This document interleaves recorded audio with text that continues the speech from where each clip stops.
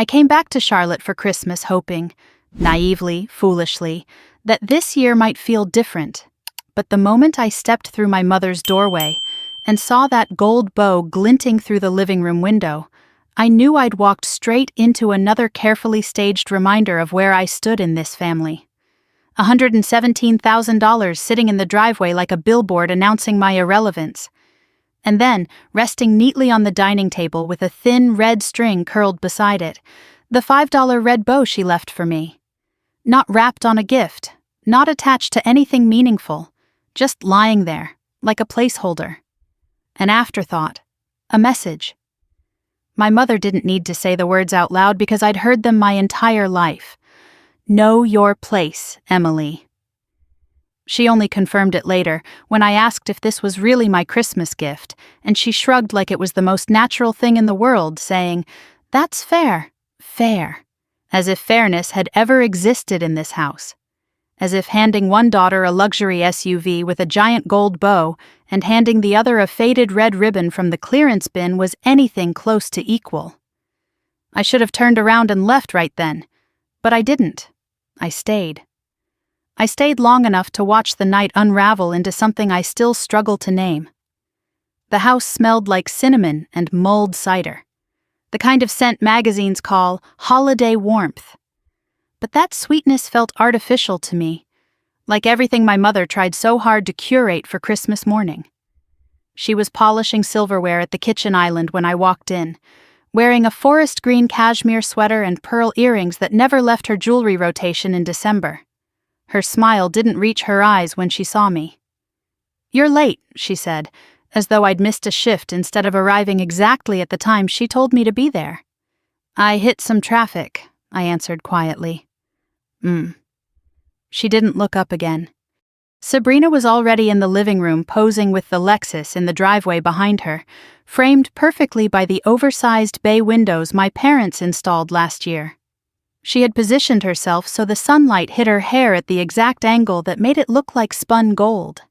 She'd straightened it, curled the ends, and put on a glittery champagne-colored blouse that practically screamed influencer. Her phone was mounted on a tripod. Of course she was live streaming.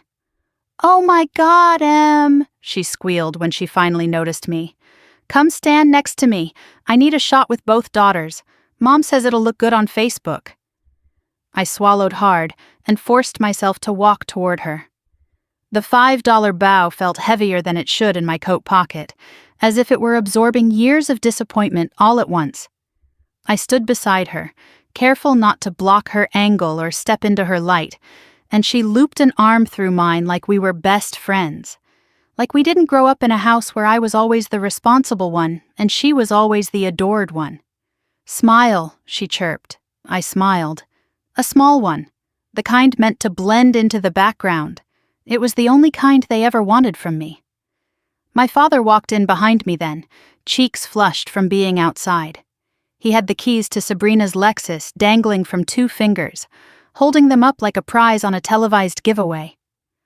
"My baby girl deserves something special," he said proudly, always loudly enough for neighbors to hear through the open garage.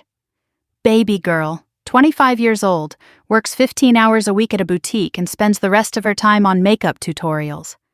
But she was the baby girl, and I'd always just been Emily. While they all gushed over the car, I stepped toward the dining room table where someone, probably my mother, had placed the little red bow dead center, like an exhibit. I picked it up. It was flimsy, curling at the edges, the kind of thing a store puts next to the checkout line for impulse buyers. $5? I knew it was 5 because I'd seen the exact same ones in the clearance bin at Michael's last week when I bought supplies for my office's holiday gift exchange. My mother materialized beside me, smoothing her sweater. "Don't lose that," she said sharply. "I thought it was sweet." "What is it?" I asked, my voice even. "A bow," she replied. "You can use it on something you buy for yourself. I figured it was practical." Practical. That word again. Their favorite adjective for me. Practical, reliable, sensible. The traits they weaponized every time they needed to justify giving Sabrina the world. "It's nice," I said, forcing neutrality. "You should be grateful," she added, as if gratitude was an obligation, not a feeling.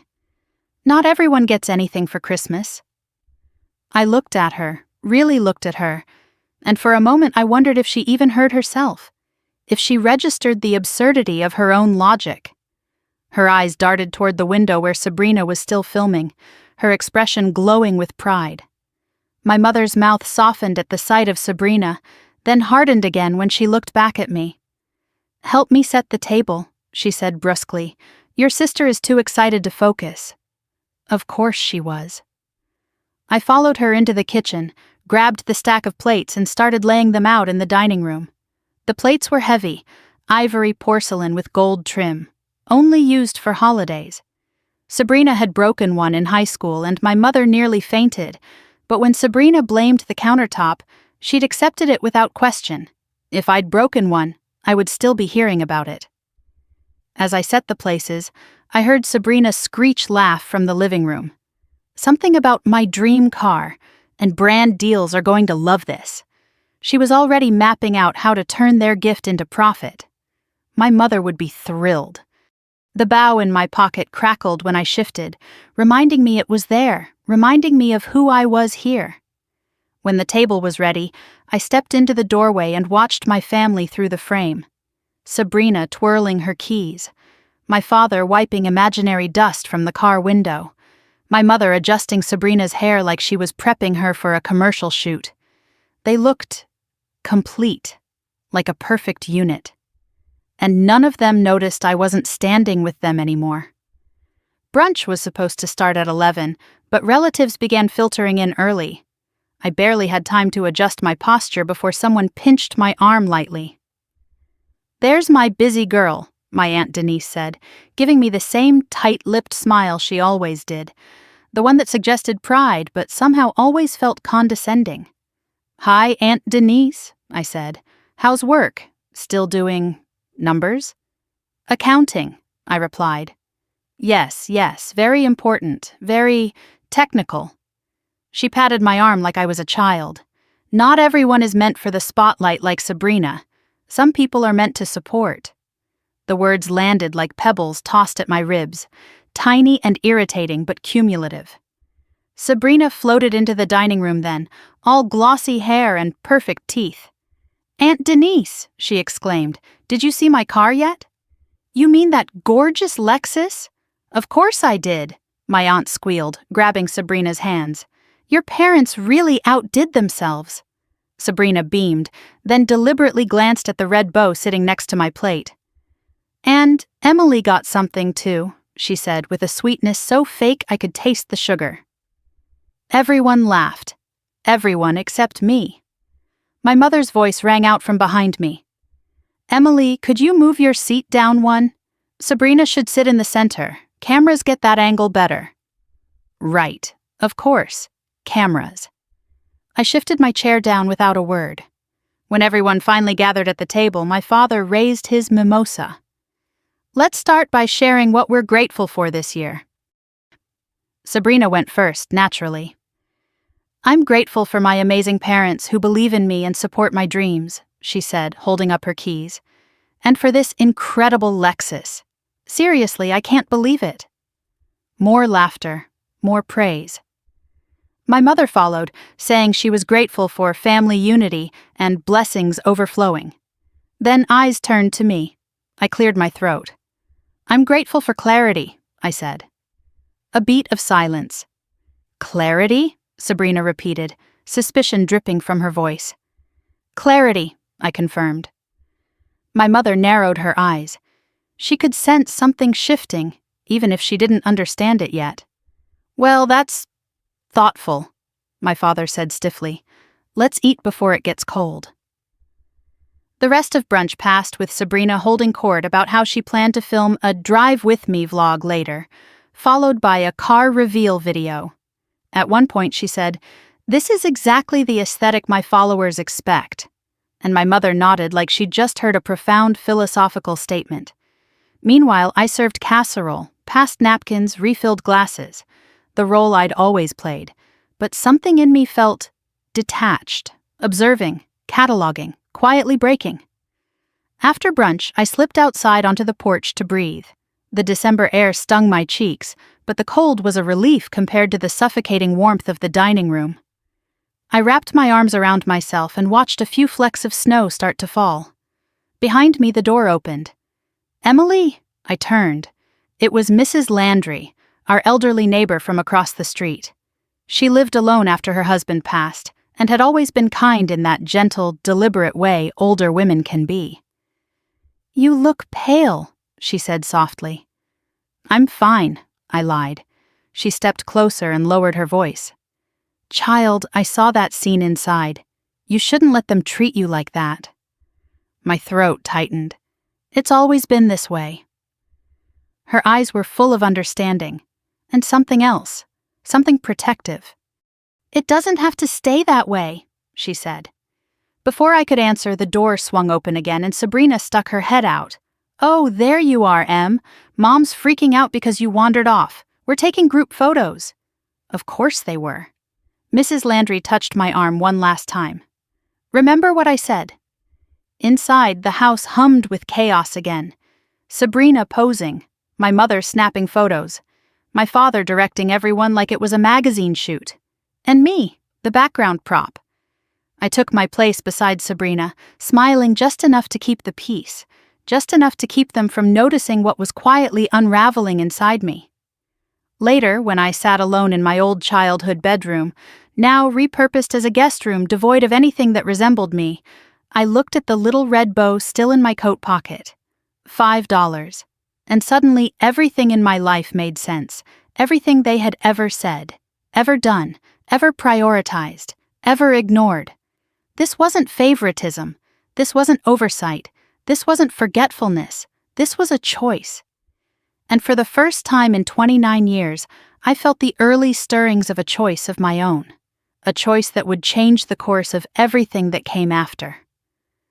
I don't know why I still expected the afternoon to feel easier, but by the time brunch ended and people started spilling into the living room, the tension in my chest had settled into something sharp, something cold, something that hummed beneath my skin like an electric wire ready to snap. The house was louder now, a crowd of relatives weaving through every room, laughing, reminiscing, asking Sabrina for selfies beside the Lexus in the driveway. Meanwhile, I hovered near the dining room doorway, invisible unless someone needed a task done. My mother didn't bother pretending otherwise. She walked past me with a tray of cookies in one hand and said, without looking, "Emily, refill the cider. Sabrina shouldn't be carrying heavy things today." Heavy things. Sabrina had lifted nothing heavier than a hairdryer this year, but sure, carrying a 2-pound cider pitcher might ruin her. I picked up the glass carafe anyway and moved toward the kitchen. My Aunt June stopped me halfway, her eyes bright with admiration. "Emily, your sister's car is just stunning. I mean, a Lexus LX 600? That's... what do people say these days? Next level?" I forced a polite smile. "It's definitely something." "She deserves it," Aunt June added quickly. "She adds so much energy to the family." She didn't say what I added. No one ever did. Sabrina's laughter floated from the living room, high and effortless, like bells chiming over fresh snow. She wasn't even trying to hide her delight at the attention. I watched her through the doorway as I poured cider into small ceramic mugs. She had positioned herself at the center of the room again, where every eye could fall on her. Her glittery blouse shimmered under the warm ceiling lights as she gave another dramatic retelling of the moment she saw her car. "You guys, I literally thought Dad was pranking me," she said, hands flailing theatrically. "Like, I was waiting for the cameras to pop out, but no, it was really mine. My own Lexus. I mean, who even gets that for Christmas?" "Special girls," my mother chimed in, positioning herself next to her shining daughter. I swallowed and kept pouring. When I brought the filled mugs into the living room, my mother waved vaguely toward an empty side table. "Just put them there, and please try not to spill anything on the rug." As if I didn't grow up cleaning every spill she ever accused me of making. I set the mugs down carefully, checking twice to make sure nothing dripped. Sabrina didn't notice. She was too busy posing with the gold bow still sitting on the Lexus hood outside. Mom, make sure you get the angle where the grill looks shiny, she instructed. Of course, sweetheart. Of course. I moved back toward the dining room, hoping for a moment of quiet, but my father stepped into my path. There you are, he said mildly, though his tone carried that underlying impatience I'd known all my life. Sabrina needs help with the new phone mount for her car videos. She wants it ready before she takes her first drive. She can install a phone mount, I said softly. What was that? He asked, eyebrows raising like I'd said something shocking. I'll help, I corrected quickly, even though my stomach clenched. Good girl, he said, patting my arm with absent-minded approval, like one might do for a reliable employee completing a simple task. I walked outside into the cold driveway, where the Lexus gleamed under the winter sun. Sabrina tossed me the box without looking. Open it for me, she said, still filming her own face. I'm doing a pre-drive check-in for my followers. I opened the package, attached the mount, tightened the screws, angled it the way I assumed she'd want. Something flattering, slightly above eye level. She finally looked over. Oh, okay, yeah, that's decent, she commented. At least you're good at something. She said it with a flippant laugh, but I felt it, sharp as glass, lodging in my ribs. I'm glad I could help, I murmured. You should be, she replied, still smiling for the camera. Inside again, I caught a glimpse of myself in the hallway mirror. My face looked pale, faded, like I'd been rubbed out slightly at the edges. The $5 bow pressed against the inside of my coat felt heavier each time I moved. As I stepped into the kitchen, my mother turned abruptly, nearly bumping into me. Emily, she snapped, as if my presence were an inconvenience. Don't hover. I'm just grabbing some water, I said quietly. Well, be quick about it. Sabrina needs to rest. She's been so overwhelmed with attention. Overwhelmed with attention. The irony could have knocked me flat. I filled a glass and took a sip, trying to ground myself. The room around me blurred with movement. Relatives praising Sabrina, my father repeating the price of the Lexus like it was a badge of honor, my mother beaming with pride. It felt like a celebration I hadn't been invited to despite standing in the center of it. Then someone tapped my shoulder gently. It was my cousin Lily, a soft-spoken girl with curly black hair and kind brown eyes. She leaned close and whispered, Hey, I just wanted to say I saw the bow, and I'm really sorry. The words hit harder than I expected. Thanks, I managed. It's fine. It's not, Lily said, shaking her head. I saw your face when Sabrina opened the Lexus. Your parents didn't even look at you. My throat tightened. I'm used to it. You shouldn't have to be, she murmured before stepping away. For a moment, I couldn't breathe. When I finally moved back into the living room, the conversations around me seemed louder than before. My parents were telling some neighbors that Sabrina was launching her influencer journey and needed the right tools to succeed. The Lexus was a necessary investment. They said these things with such conviction that for anyone listening, it sounded perfectly reasonable. And Emily? One of the neighbors asked politely. My mother cleared her throat. Emily's always been self-sufficient. She doesn't need much from us. I froze. Sabrina giggled. Yeah, Em's like undemanding. It's a good thing, honestly. Makes life easier. Someone laughed lightly. Someone else murmured agreement. And I stood there, invisible in plain sight. The room suddenly felt too warm, too loud, too crowded. I stepped back into the hallway, gripping the banister, trying to steady my breathing. My chest felt tight, as if someone had cinched a rope around my ribs. Then a voice cut through the noise. Emily? I turned to see Mrs. Landry standing in the doorway again, hands tucked into her coat sleeves. She had slipped inside quietly, unnoticed by my boisterous family. She spoke softly. I forgot something earlier. But I was watching through the window, and I need to tell you something. I swallowed. What is it? She looked toward the living room, then back at me. You're worth more than they ever taught you to believe. The words cracked something inside me, something brittle, something long ignored. I opened my mouth to speak, but before I could, my mother appeared behind me. "There you are," she said sharply, ignoring the neighbor. "We're doing photos again. Sabrina wants one with you holding the bow. It'll be cute." "It's not cute," I said before I could stop myself. My mother blinked, clearly taken aback. "Excuse me?" "It's not cute," I repeated, quieter this time.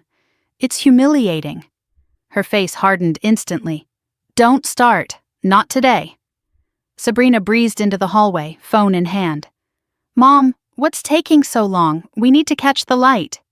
"Your sister is being difficult," my mother said. Sabrina rolled her eyes dramatically. "Em, please, don't ruin the aesthetic." Aesthetic.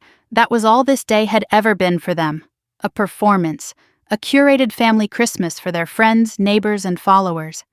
And I was nothing more than the dull prop that made Sabrina shine brighter. "I need some air," I muttered.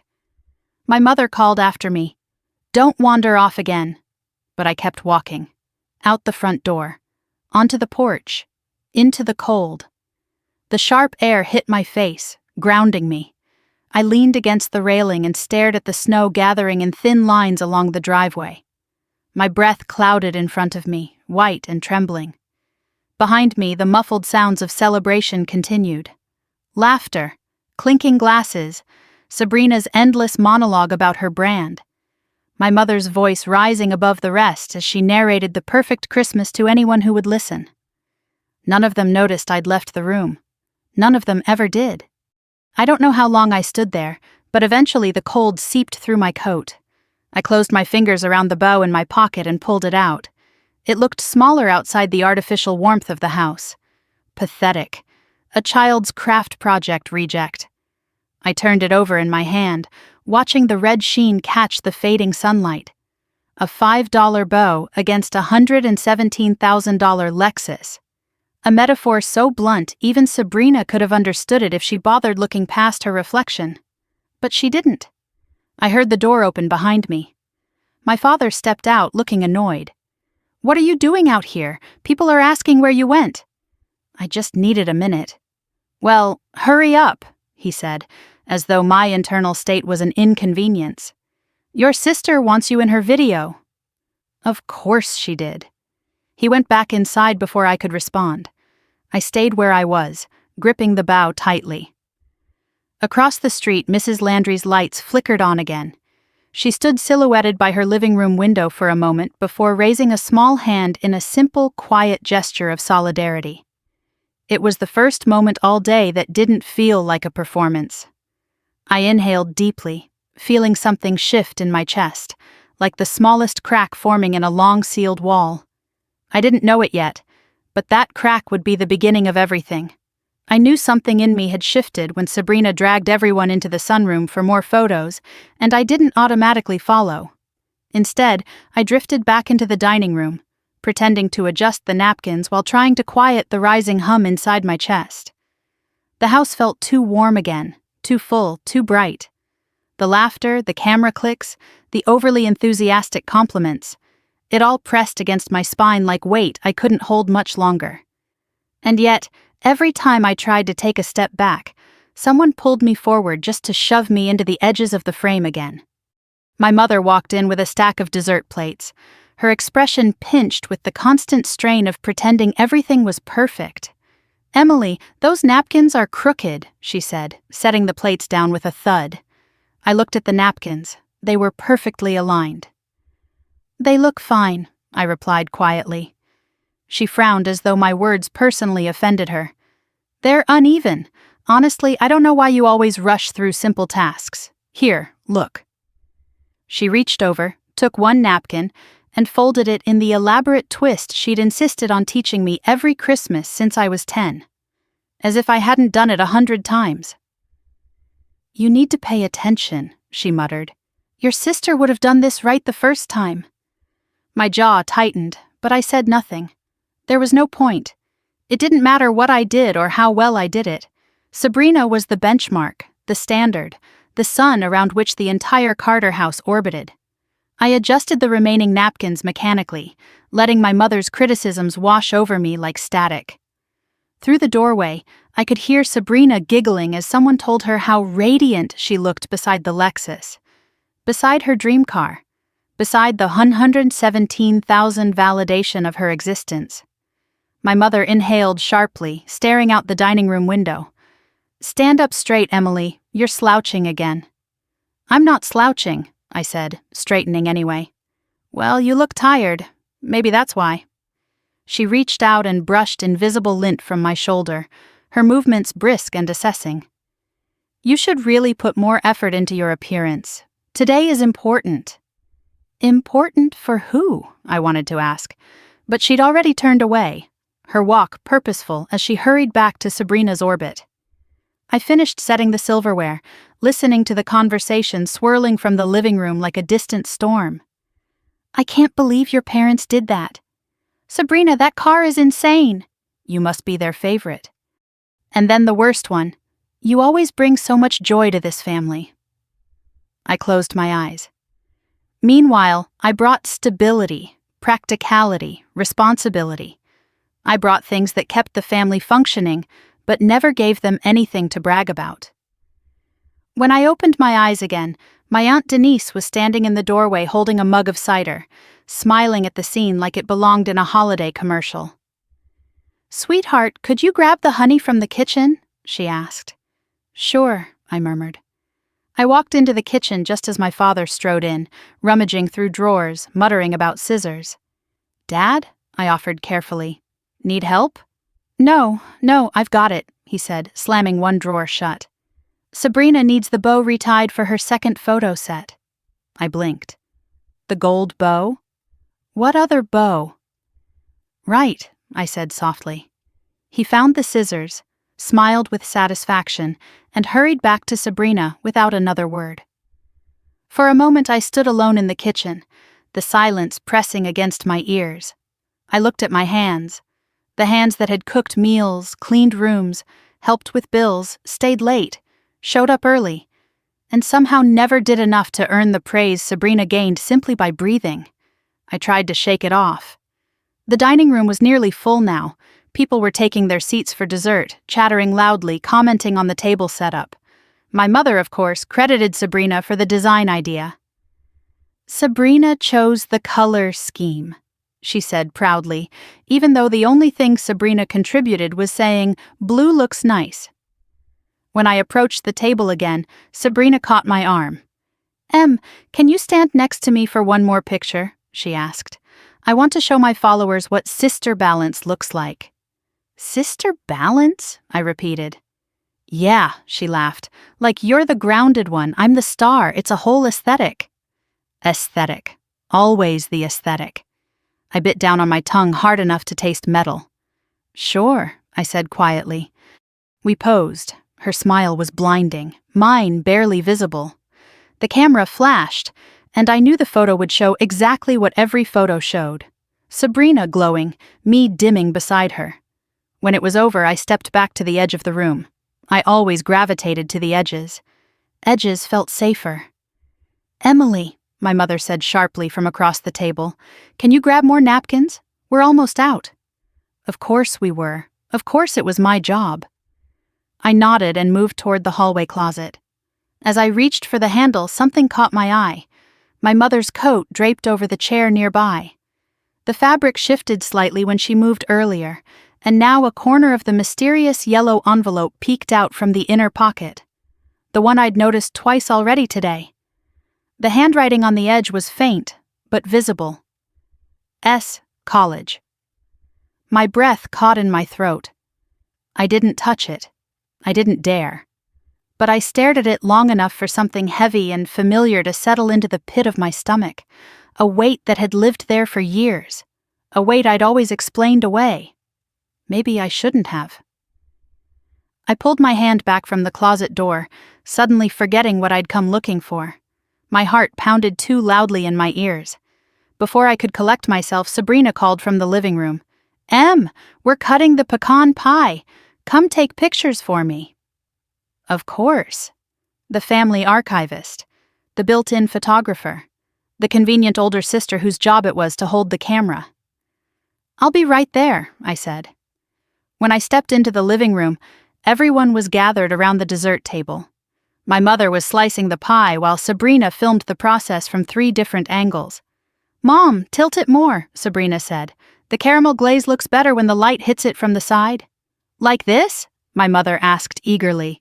"Yes, perfect. Em, get over here and take a few behind-the-scenes shots. My followers love those." I forced my legs to move, forced my hands to steady enough to hold the phone. As I took pictures, I faintly heard relatives comment on how good Sabrina was at directing. "She's got such presence. She's a natural leader. She's going places." No one said anything about the person holding the camera. The laughter grew louder, the lights grew brighter, and my chest felt tighter and tighter. I took the last picture and stepped away, pretending I needed water just to catch my breath. In the kitchen, my Aunt Patricia stood drying a serving dish, her face soft with concern. "You seem quiet today," she said gently. "I'm always quiet," I answered. "I know," she replied, setting the dish down. "But today feels different. Are you all right, Emily?" I swallowed hard.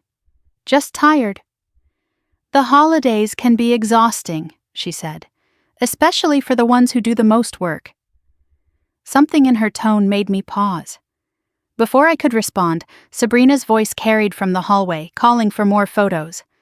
I shook my head slightly, trying to ground myself again. "Do you need help?"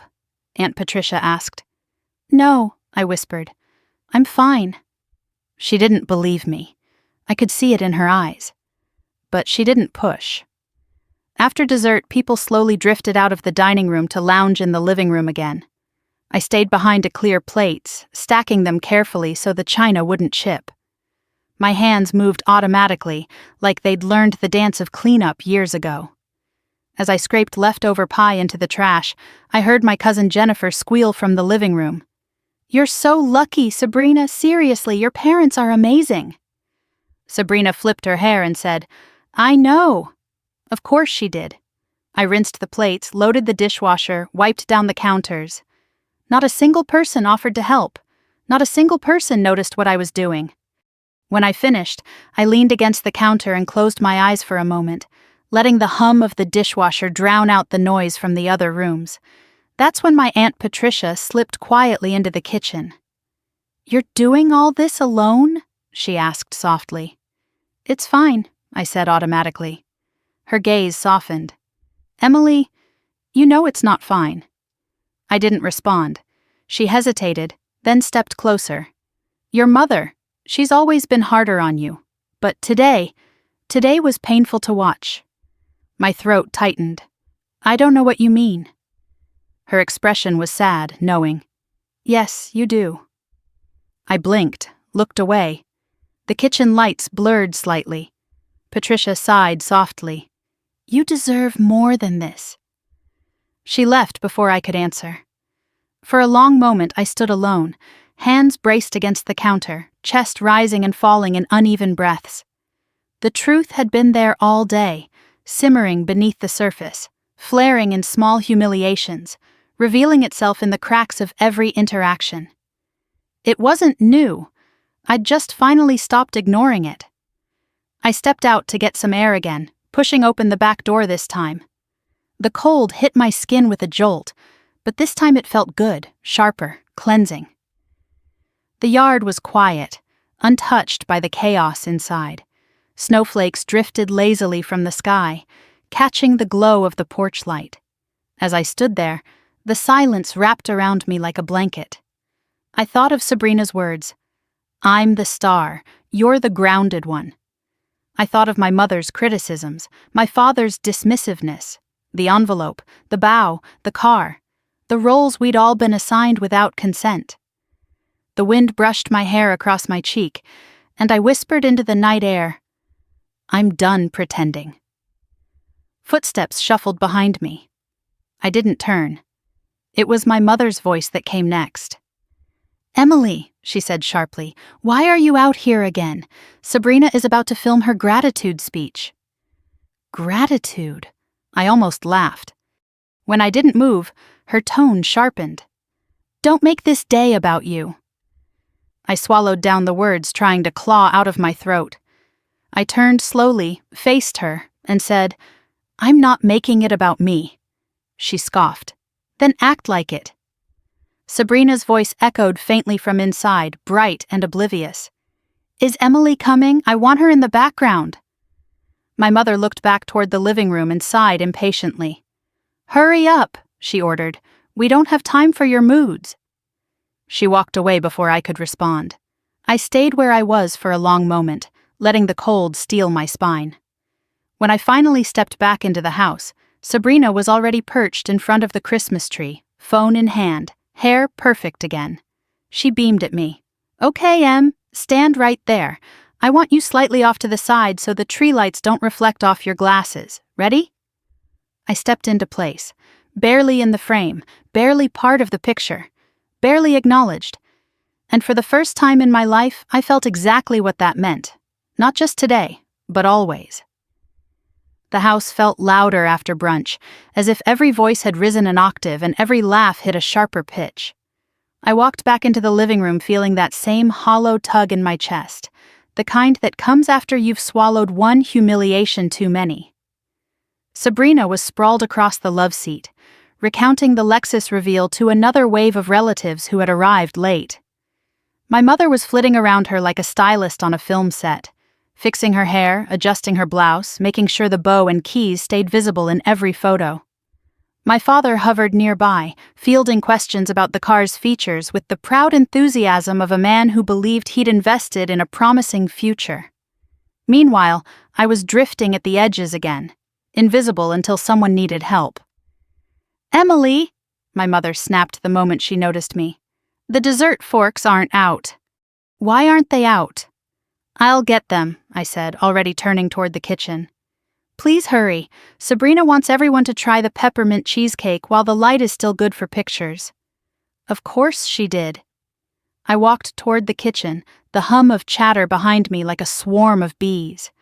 Inside, the counters were cluttered with serving trays, bowls, and glass dishes. I started sorting through the utensil drawer for the forks when the door behind me swung open. My father stepped in, rubbing his temples. "Your mother is on edge," he muttered. "She usually is," I replied quietly. He gave me a stiff smile. "Just don't start anything today, okay? Sabrina deserves to enjoy her moment." "I wasn't starting anything." "I'm just saying," he said, lifting his hands in surrender. "Let's keep things peaceful." Peaceful. That word meant, don't upset your mother. It always had. He left without waiting for a response, and I returned to the forks, my fingers shaking slightly. It wasn't anger, not exactly. It was something deeper, heavier, like a truth I had ignored for years was beginning to surface. I carried the forks into the dining room just as Sabrina floated through the doorway, glowing with delight. "There you are," she chirped. "Come on, Em, we're filming a quick thank you speech for Mom and Dad. You should be in the background." "In the background?" "Yes," she said, as if it were obvious. "It looks more family-oriented, balanced." Balanced. I almost laughed. "I'll be there in a minute," I said. Sabrina pouted. "Em, don't be difficult." My mother appeared behind her. "Emily, your sister is asking nicely."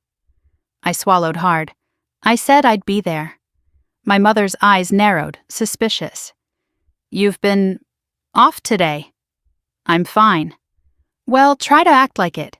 It's Christmas." I bit the inside of my cheek hard enough to taste blood. Sabrina twirled back into the living room, and my mother followed. I took a slow breath, then turned toward the dining table to set the forks. My hands moved automatically. Place, align, straighten, repeat. When my mother re-entered the room with a stack of folded napkins, she paused beside me. "What is this?" she demanded. I looked up. "What?" "These napkins. They're not folded properly." "I folded them how you showed me," I said evenly. "No, clearly you weren't paying attention." She grabbed one, unfolding it dramatically. "Look, it's supposed to be the diamond fold, not this sloppy thing." "It's the same fold I do every year." "Well, it's wrong this year." I stared at her, feeling something inside me tighten. "Okay," I said. "I'll redo them." She exhaled through her nose. "Honestly, Emily, you always make things harder than they need to be." She left the napkin in my hands and walked away. My fingers trembled slightly as I refolded the napkin. It wasn't the napkin that mattered. It never was. It was the principle, the pattern, the way nothing I did was ever enough, while Sabrina's efforts, or lack of effort, were treated like genius. My reflection in the glass of the china cabinet caught my eye briefly, shoulders rounded, expression tired, presence dimmed. It felt like looking at a shadow rather than a person. That was when I noticed the coat draped over the chair again, my mother's coat. The corner of the yellow envelope peeked from the pocket. This time I stepped closer. College. The letters were faint, but unmistakable. A breath caught in my throat. Aunt Patricia's voice startled me. "Emily?" I turned quickly. "Yeah?" She stepped closer, her brow creased with worry. "You're pale. Sit down for a moment." "I'm fine." "No," she said firmly, surprising me. "You've been walking around like you're holding your breath." I swallowed. Aunt Patricia had always been quieter than the others, softer around the edges. She looked at me the way someone looks when they see an animal that's been kicked one too many times. "I'm okay," I said again, though my voice cracked. She hesitated. "I just want you to know what happened earlier with the bow. It was cruel." My throat tightened. Hearing someone else say it out loud made something sting deep in my chest. "Thank you," I whispered.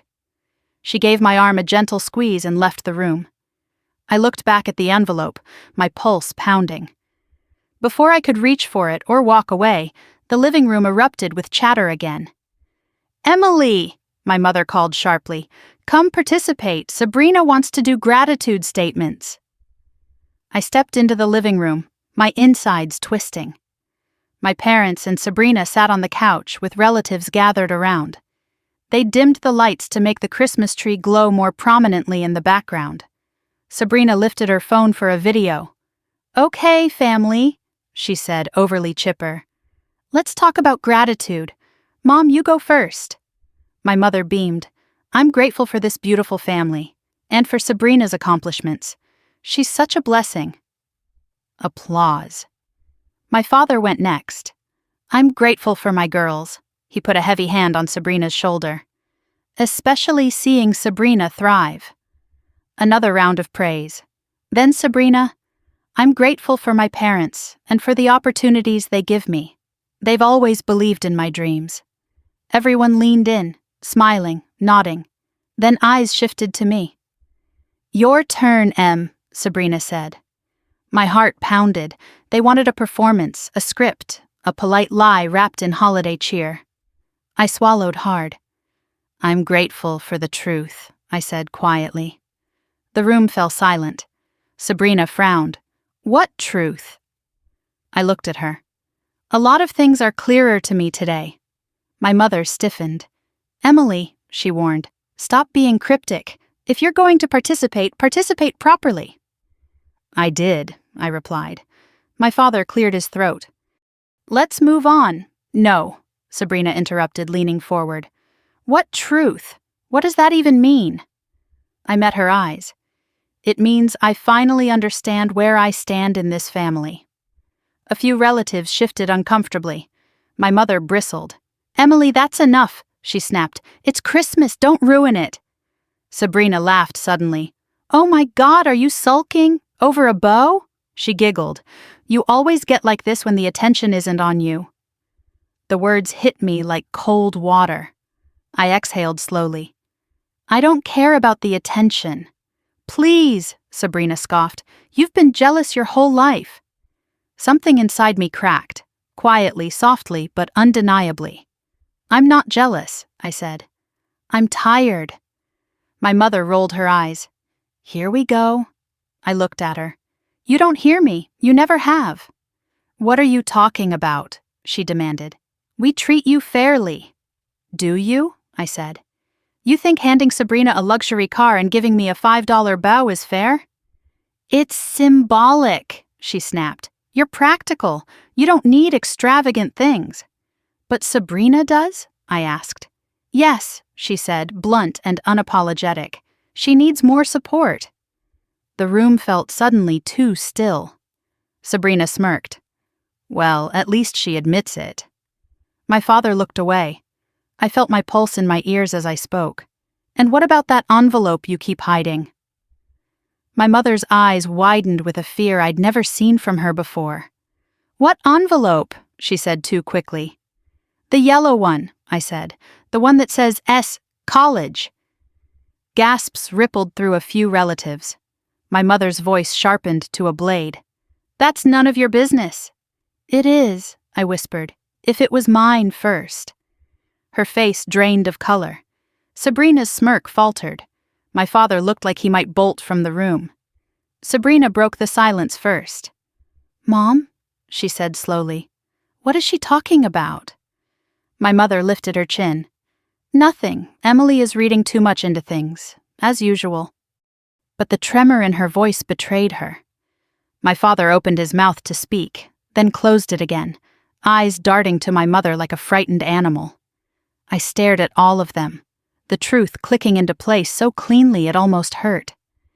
You were never supposed to tell me, I said softly. My mother stepped forward. Emily, she hissed. Drop it. No. Her eyes narrowed. Don't push me. Then don't lie to me. The room seemed to inhale all at once.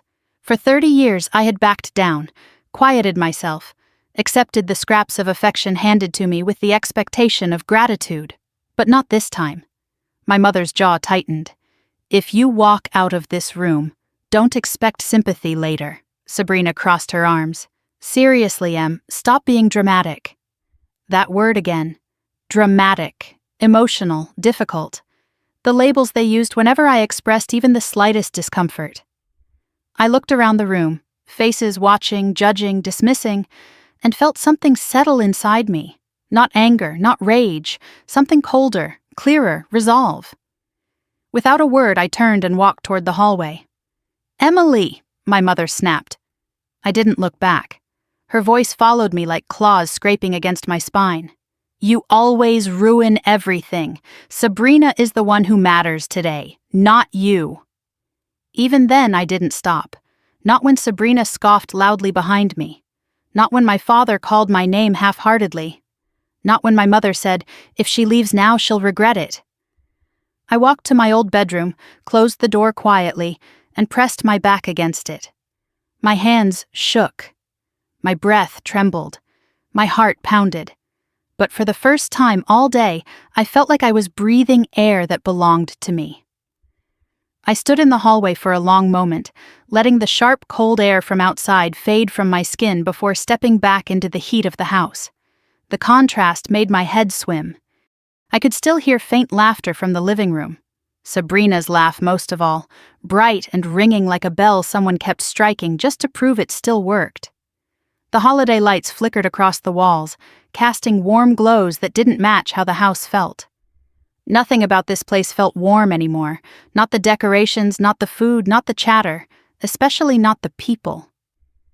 I walked slowly toward the dining room, the soft thud of my footsteps swallowed by the carpeting. The napkins I had folded earlier lined the table like obedient soldiers. Perfect now, because I had made them perfect. My mother's corrections still echoed in my mind. Not like that. Pay attention. Sabrina would have done it right the first time. I picked up a plate from the edge of the table. The porcelain felt heavier than it should, cold against my fingers. I wasn't sure why I grabbed it, maybe out of habit, maybe because my body was so used to doing something for everyone else. But before I could take a step, I heard footsteps behind me. Emily, my mother said. I set the plate down. She walked in carrying a stack of serving spoons, her expression tight with something between irritation and suspicion. You disappeared again, she said. You can't keep vanishing in the middle of family gatherings. Sabrina is trying to make this day special. I just needed a minute, I answered. It's always a minute with you, she shot back. You make everything so tense. I wasn't trying to. Then don't, she said. Just be helpful, be pleasant.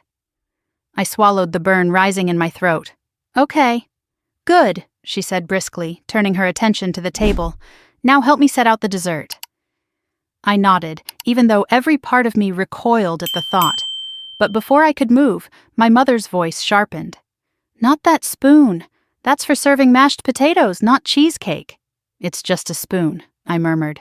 It's not just a spoon, she snapped. Details matter. Image matters. Image. That was all this house had ever cared about.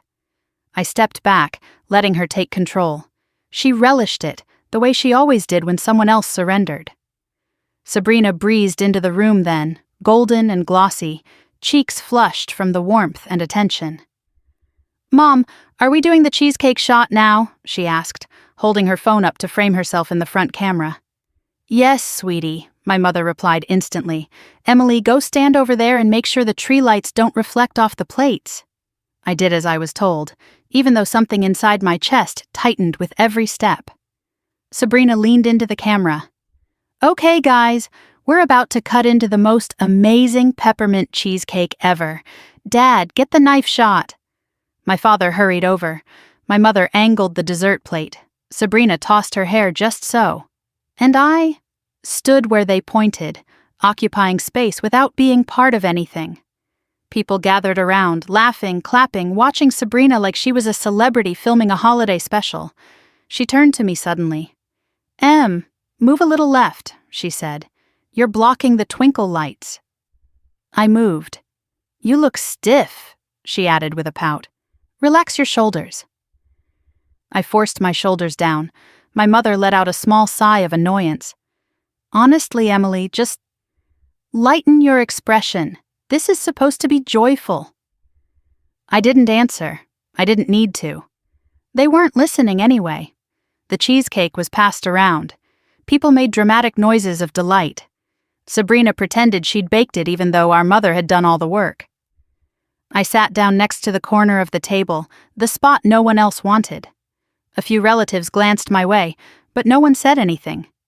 Sabrina took a big bite and made an exaggerated face for her phone. Oh my gosh, you guys, it's so creamy. Mom's a baking genius. My mother flushed, thrilled. Oh, stop, she said. It's nothing. It's not nothing, I murmured under my breath. You spent all morning on it. But she didn't hear me. No one ever heard me. The room buzzed with conversation about the Lexus, the bow, Sabrina's plans for the car reveal video later. My name didn't come up once. I stood slowly, moving toward the hallway in hopes that no one would notice or care. But someone did. Emily, Sabrina called, where are you going? Just stepping out for a second. You've been stepping out all day, she said with a small laugh. Are you, allergic to Christmas joy? A few relatives chuckled. I felt heat rise in my cheeks, but I kept my voice level. I just need a moment. Sabrina waved her hand dramatically. Fine, but don't take too long. We need you in the group shots. Need. They always needed me when there was work to be done or a picture to fill. Never when it mattered. I walked toward the back door, but before I could reach it, a hand landed gently on my arm.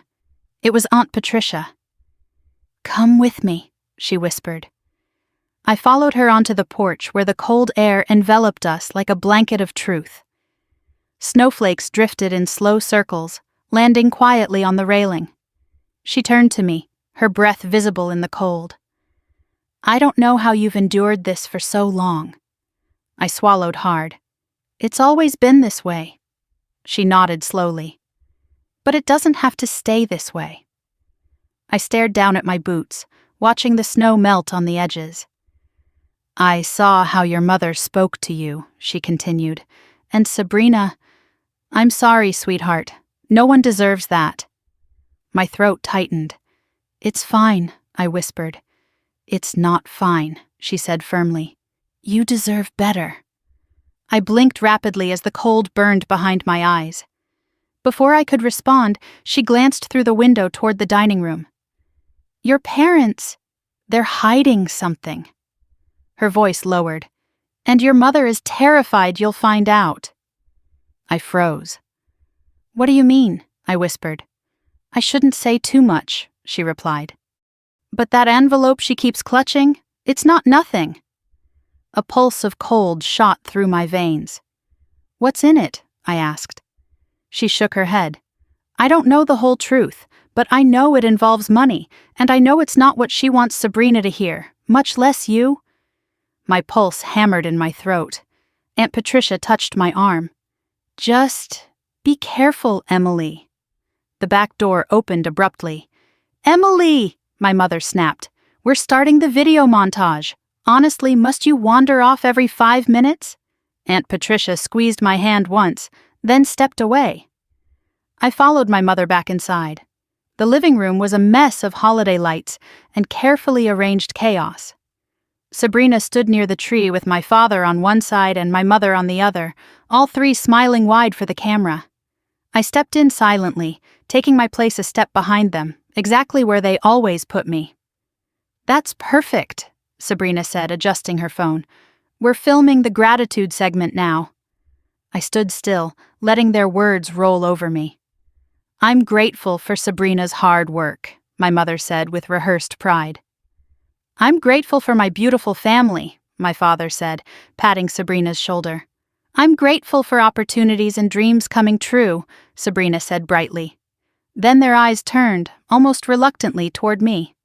"Emily?" Sabrina prompted. "Your turn." I took a breath. "I'm grateful for clarity," I said. A sharp silence fell over the room. Sabrina tilted her head. "You said that earlier." "I meant it earlier," I said quietly. "And I mean it now." My mother's jaw tightened. "Emily," she said through gritted teeth, "this is absolutely not the time to make vague statements."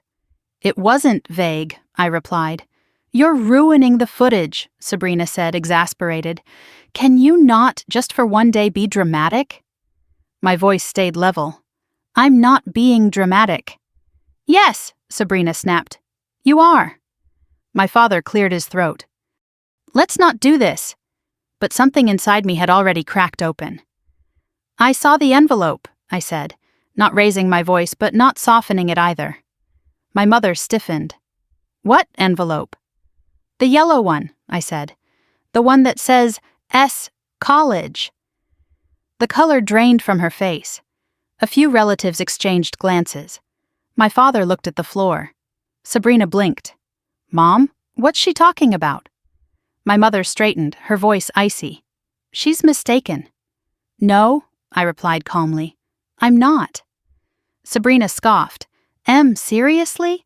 Are you digging through Mom's stuff now?" "I wasn't digging," I said. "It fell out of her coat earlier." My mother stepped forward, eyes blazing. "Emily, enough. You are not going to start something in front of our family." I held her gaze. "Then you shouldn't have left it lying around." Gasps echoed through the room. My father murmured, "Emily," but I didn't stop. "Why does it say college, Mom?" Sabrina looked between us, confusion growing into something sharper. "Mom, what's going on?" My mother swallowed hard, her composure cracking. "It's none of your concern." "It is," I said. "If it was supposed to be mine." Sabrina's eyes widened. My father whispered, "Emily, please!" And my mother shouted, "Enough!" But it wasn't enough. Not anymore. The truth was already unraveling in front of all of them. And even if they tried to shove it back into the cracks, pretend it was nothing, pretend I was imagining things, they couldn't. Not this time. The room buzzed with tension, eyes bouncing between us like spectators at a match none of them expected. "I'm done pretending everything is fine," I said quietly. The silence that followed was louder than all the noise that had filled that house all day. I didn't know exactly what came next. But I knew something had broken, and something else had started to rise in its place. I closed the door to the guest room behind me and pressed my back against it, letting the quiet swallow me whole. The muffled noise from the living room, my mother's sharp voice, Sabrina's complaints, the low hum of relatives whispering, felt distant now, as if the house itself was exhaling in exhaustion. Or maybe that was just me. The room was spotless, as if no one had ever lived here.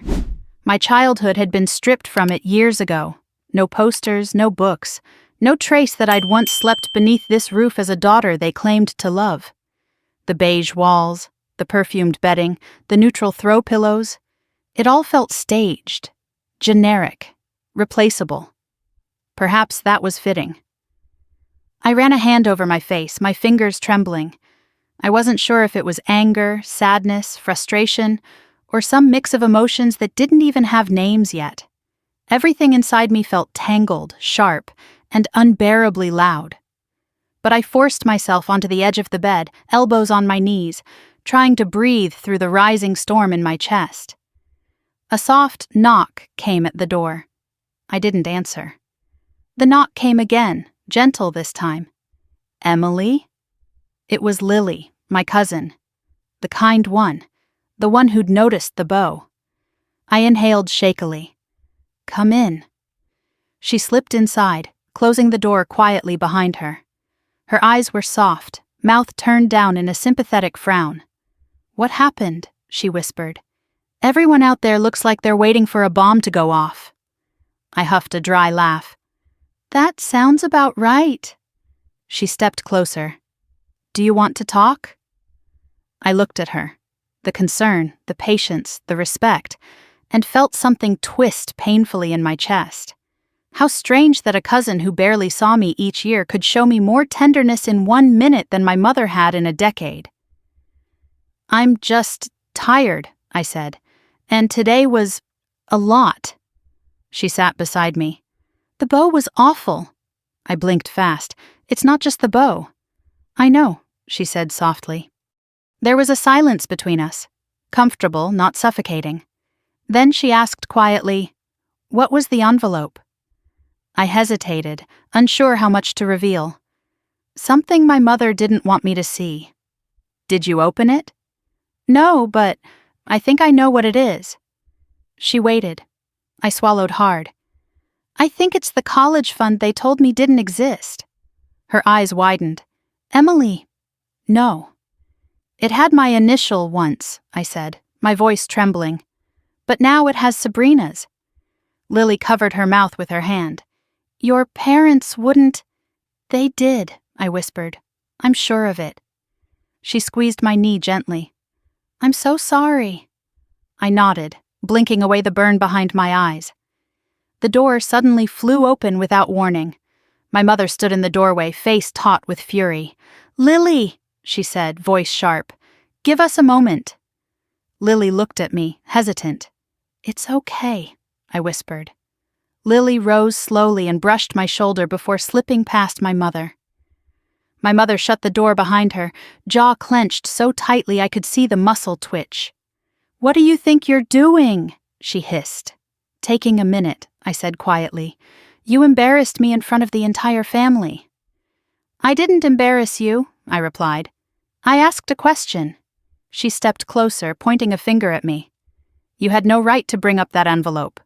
You left it in the open. It wasn't meant for you, she snapped. Why not? I asked. She faltered for a beat, then recovered. Because it doesn't concern you. But it used to, I whispered. Her eyes flashed with something, guilt perhaps or fear, but she buried it quickly. Emily, you're acting childish, she said, voice rising. You always do this. You make everything about you. All I wanted was the truth. What truth? She barked. That we didn't waste money on things you didn't need? That we chose to invest in Sabrina because she actually required help? I stared at her. So you admit it? She crossed her arms, chin lifting. We made decisions based on practicality. Practicality? I repeated softly. You mean favoritism, she scoffed. Stop being dramatic. We have always treated you girls equally. No, you haven't. Yes, we have, she insisted. I rose to my feet slowly. You gave me a $5 bow and you gave her a luxury car. That's different, she snapped. She needed the car. I needed respect. Something flickered in her eyes. Surprise, anger, shame, but it vanished as quickly as it appeared. "Emily," she said, voice colder now, "if you continue down this path, this needless rebellion, you will regret it. This family will not tolerate disrespect." I swallowed. "You mean you won't tolerate me standing up for myself?" She didn't answer. She didn't need to. An entire childhood answered for her. We stared at each other in tense silence until she stepped back toward the door. "You have two choices," she said quietly. "Come back to the living room, act normal, and apologize to Sabrina, or stay in here and sulk like a child." I didn't say a word. She opened the door slightly, then added one final dagger. "This attitude," she said, eyes narrowing, "is why you're alone at 28. Men don't want women who carry grudges." My breath caught in my throat, and before I could respond, she walked out, slamming the door behind her. The silence afterward felt heavier than before, thick, suffocating. I sank onto the bed, heart pounding. That was it. That was the moment the last thread snapped. My chest ached, not from sadness but from clarity, from the weight of a truth I'd spent years avoiding. They were never going to change. I reached for my phone. My hands shook as I typed out a text. "Are you still free in the morning?" I sent to Gina. Her reply came within seconds. "Of course, do you need anything?" I stared at the screen, then typed, "Help me move some things." "Absolutely. Want to talk?" "Tomorrow," I wrote. "I'll explain everything." I set the phone down slowly. As I sat there, absorbing the finality of my decision, I heard faint arguing outside. Sabrina whining about her ruined video flow, my mother defending her, my father telling everyone to calm down. No one mentioned me.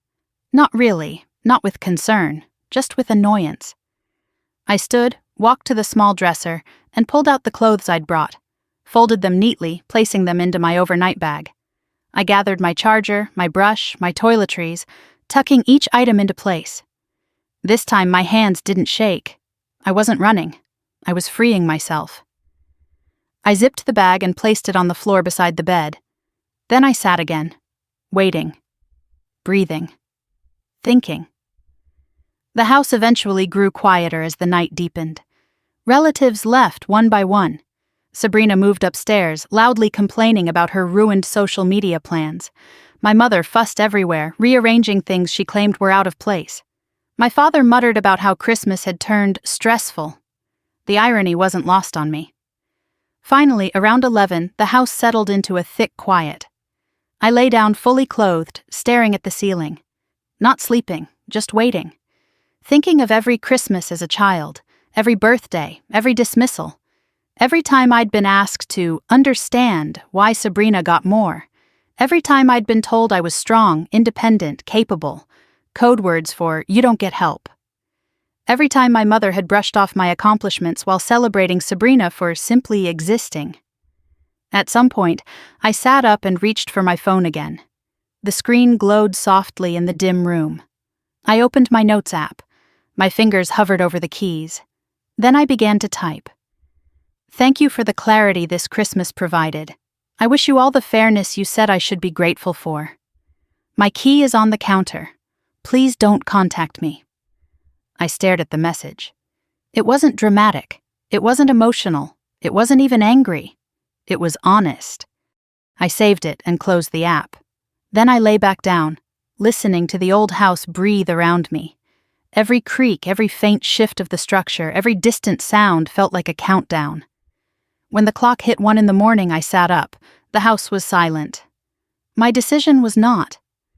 I stood, picked up my bag, and stepped toward the door. When I opened it, the hallway was dark, shadows stretching across the walls. I didn't turn on the light. I didn't need to. I remembered every uneven step, every corner, every creak in the floorboards from years of sneaking to the kitchen for water as a teenager. I walked slowly, carefully, toward the stairs.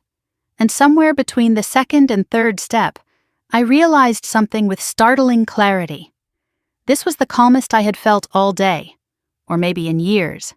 I kept walking, down the stairs, toward a freedom I had never once been offered, but was finally ready to take for myself. The stairs creaked softly beneath my feet, each sound punctuated by the heavy silence of a sleeping house. I moved slowly, deliberately, testing the weight of every step the way I had as a child sneaking cookies from the kitchen after bedtime. Back then, it was a game. Tonight, it felt like escape, liberation, a quiet rupture from decades of swallowing pain disguised as duty. The hallway below was dim, lit only by the small nightlight my mother insisted on keeping plugged in near the pantry. Its faint yellow glow washed across the kitchen tile and the polished hardwood floor, more comforting than anything in this house had ever been. My bag felt heavier than it should, dragging at my arm the way my family's expectations had dragged at me all my life. But this weight was different, chosen, controlled, mine. I stepped into the kitchen and exhaled, the breath shuddering out of me. Every sound felt too loud, the soft rustle of my coat, the muted thud of my bag as I set it gently on the stool beside the counter. The stainless steel appliances reflected the faint light, giving the room a cold, sterile glow. Everything was so perfect, shiny, curated, the illusion of a family that had everything under control. I reached into my coat pocket and pulled out my house key, the one I'd kept since I was 18, the one they'd always used as proof that their door was open to me, even though the door itself had only ever opened one way. I placed the key on the counter with a soft click. Then I took out my phone, opened the Notes app, and reread the message I'd typed hours before. I copied it onto a sheet of paper from the junk drawer, my handwriting steady despite the tremor in my chest. Thank you for the clarity this Christmas provided. I wish you all the fairness you said I should be grateful for. My key is on the counter. Please don't contact me. I folded the note once, placed it beside the key, and stepped back. A deep, quiet peace settled over me, like the room itself was exhaling with me. Then my gaze drifted toward the living room, toward the coffee table where I'd left the $5 red bow earlier. Its faded ribbon looked even sadder in the darkened room. A part of me wanted to leave it there as proof, evidence, a reminder. But something made me step closer. Maybe I wanted to own it. Maybe I wanted to remember what this day had taught me. Maybe I wanted to carry it with me as a promise that I would never again accept so little from people who claimed to love me. I picked it up gently, folding the ends so it fit into my bag. The house was so quiet I could hear the faint ticking of the living room clock and the low hum of the heating system.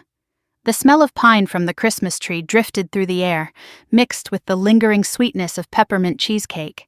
I zipped my coat up to my chin. The front door loomed in the shadows, a dark rectangle against the soft glow of the nightlight. I moved toward it slowly, careful not to hit the table or brush against the wall. When I reached the door, I placed my hand on the cold metal of the deadbolt. I paused, not because I was uncertain, but because this felt like a moment worth honoring. A goodbye, not to my family, but to the version of myself who had believed their treatment was normal, necessary, inevitable. I turned the lock, wincing at the small click, then eased the door open. The December air rushed in, icy and sharp, stealing my breath for a moment. The neighborhood was quiet, blanketed in fresh snow that glowed under the soft halo of the streetlights. My breath fogged in front of me, curling into the night. I stepped outside, pulling the door closed behind me until it clicked softly into place. The driveway stretched before me, white with untouched snow except for the massive tire tracks of the Lexus. The car sat gleaming under a layer of frost, the gold bow now damp and drooping with the weight of snowflakes. My mother had left the porch lights on, probably for the video shoot Sabrina planned to finish tomorrow morning. The glow spread across the driveway, illuminating the stark contrast between Sabrina's luxury vehicle and my car parked on the street. I walked past the Lexus, feeling the cold sting of resentment fade into something quieter. Something almost sad. This car represented everything about my family, where their love went, where their priorities lived, where I didn't fit. I reached my own car, an older silver Honda with a dented back bumper and a faint squeak in the right door hinge.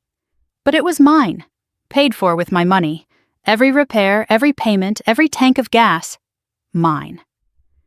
I opened the passenger door and placed my bag inside. The red bow peeked from the top of the zipper. Before climbing in, I turned back toward the house one last time. The lights glowed softly behind the curtains, framing the life I was leaving behind. A life built on hierarchy and favoritism and silence. A life where my value was measured in usefulness instead of love. I whispered to the cold air, "Goodbye." I got into my car and closed the door. The engine sputtered for a moment, old, stubborn, reliable, then started with a low growl. The heater blew cold air first, then warmed slowly. I pulled away from the curb, the snow crunching under my tires. The house grew smaller in the rearview mirror, its edges blurring under the falling snow. Soon it disappeared around the corner. The rest of the drive was quiet. Louisville at 2 a.m. was a map of empty streets and flickering stoplights. I passed by dark storefronts, quiet intersections, and rows of houses wrapped in holiday decorations that looked softer, kinder from a distance. The farther I drove, the more my shoulders loosened. My jaw unclenched. The pulsing behind my eyes faded. By the time I reached my apartment building, I felt lighter. I parked in my usual spot, number 32, and stepped into the crisp winter air again. The building's exterior lights glowed warmly against the brick. A lonely wreath hung on the front door, slightly crooked. As I climbed the stairs to the 3rd floor, I realized I wasn't thinking about my mother's voice, or Sabrina's laughter, or my father's silence. I was thinking about my future. Inside my apartment, the warmth hit me immediately. The faint scent of vanilla from the candle I'd burned the day before lingered in the air. My books lined the shelves neatly. Plants rested on windowsills, leaves catching the streetlight. This place wasn't fancy, but it was mine. I closed the door behind me, leaning against it for a moment, feeling my body relax in a way it hadn't in years. My bag sat at my feet. I reached for it, pulled out the red bow, and set it on the kitchen counter. I looked at it for a long moment. Then I whispered, "Never again." I walked to the window and looked out at the quiet street below. Snow fell steadily now, coating everything in gentle white. I could almost feel the shift inside me, an unseen line being drawn between who I had been and who I would become. I made a cup of tea, wrapping my hands around the warm mug as I sat on my small sofa. The heater hummed, the snow fell, and the world outside slept. It was peaceful. Not the forced holiday peace of my parents' house, but real, earned peace. And for the first time in years, maybe ever, I felt safe. I don't know when I fell asleep. But when I woke the next morning to sunlight streaming across the room, I knew one thing with certainty. I had finally chosen myself. And I wouldn't go back, not for an apology, not for an explanation, not for anything. My life was mine now, and I was ready to live it. When I woke the next morning, the sunlight coming through my blinds felt different. Cleaner somehow, as if the air itself had been rinsed overnight. For a few seconds I lay still, blinking at the soft light warming my duvet. My body was heavy, but not with regret, with relief, the deep kind, the kind that sinks into your bones once you've stopped pretending. I turned my head and looked around my apartment, the small bookshelf across from my bed, the thrift store dresser I'd refinished myself, the framed print of a watercolor skyline I'd bought at a local art fair. Every detail felt like a reminder. This was my space, my life, my choice. My phone buzzed on the nightstand. I didn't move to pick it up. I knew exactly who it wasn't and exactly who it was. Instead, I sat up, stretching for a long moment before swinging my legs out of bed. The hardwood floor was cold under my feet as I walked to the kitchen. I started the coffee maker, the familiar hum grounding me. By the time the first mug was poured, there was a soft knock at my door. I peeked through the peephole and saw Gina's familiar face. Messy bun, oversized scarf, coffee in hand, concern etched into her expression. I opened the door. Her eyes widened. "You look calm." "Do I?" I asked, stepping aside to let her in. She walked in, setting her coffee on the counter. Calm in a post-apocalyptic way, like someone who survived a war zone and is now processing it in stages. That's surprisingly accurate. She studied me for a moment. Okay, she said finally. Tell me everything. I sat at the kitchen table with my mug cupped between both hands, and I told her, all of it. The Lexus reveal, the bow, my mother's comments, Sabrina's mockery, the envelope, the confrontation, the guest room argument, the last straw. Gina listened, silent at first, then slowly shaking her head, eyes hardening as the story went on. When I finished, she exhaled sharply. Emily, that's abuse. I swallowed. I know. No, really. She leaned forward. That's emotional abuse. Favoritism on steroids, gaslighting, belittling. Your mother weaponized every insecurity you've ever had. Your sister too. Your father enabled it. That entire environment is toxic. A part of me wanted to defend them. Habit, maybe. Childhood programming. But the words didn't come. Instead, I whispered, I'm tired of being invisible. Gina nodded. Then let's make you un-invisible. The sentence landed with a warmth I didn't expect. She reached for my hand. You did the right thing leaving. You saved yourself. I nodded, though my throat tightened again. It feels like I'm grieving something, even though it was never good. You're allowed to grieve, she said softly. You're grieving the idea of the family you wanted them to be, not the one they actually were. I exhaled shakily. That makes sense. We sat in silence for a moment, the kind that wraps around a person instead of pressing down on them. Finally, she clapped her hands once. Okay, game plan. We moved the boxes from your storage unit today. We rearrange this place so it feels more home. We make tea. We eat leftover Christmas cookies. And we do not, under any circumstances, respond to your family. I almost smiled. You're very bossy this morning. It's my superpower, she said proudly. Before we left, I forced myself to look at my phone. The notification count was absurd. 47 missed calls, 32 messages. Some from my father, most from my mother, a few from Sabrina. The preview texts alone made my stomach clench. Mom. Where are you? Why is your key on the counter? Mom. Explain yourself now. Mom. This is selfish and dramatic. Sabrina. Did you seriously leave over a bow? OMG, get help. Dad. Please call us, please. Mom. If you don't return by noon, we'll have to talk about consequences. Consequences. That word had been her favorite weapon since I was little. It had controlled me, contained me, until last night. I locked the screen and put the phone face down on the table. I'll block them later, I said. Good, Gina replied. Let them yell into the void.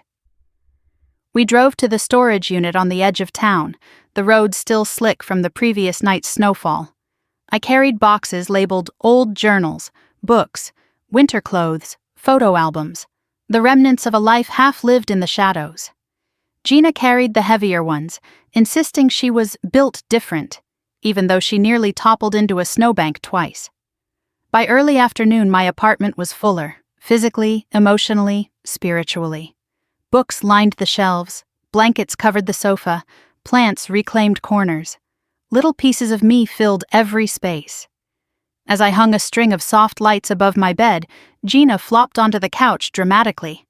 Okay, she said. Moment of truth. I turned. What? Now that you've reclaimed your life, how do you feel? I paused. I took a deep breath, and I smiled, soft, steady, real. Free. She sat up, eyes shining. Then let's protect that freedom. We went to grab lunch from a nearby cafe, then returned to the apartment. I finally picked up my phone again, not to respond but to look one last time. The messages had grown worse. Mom. You should be ashamed. Mom. Everyone is talking about your tantrum. Sabrina. Why do you always ruin things for me?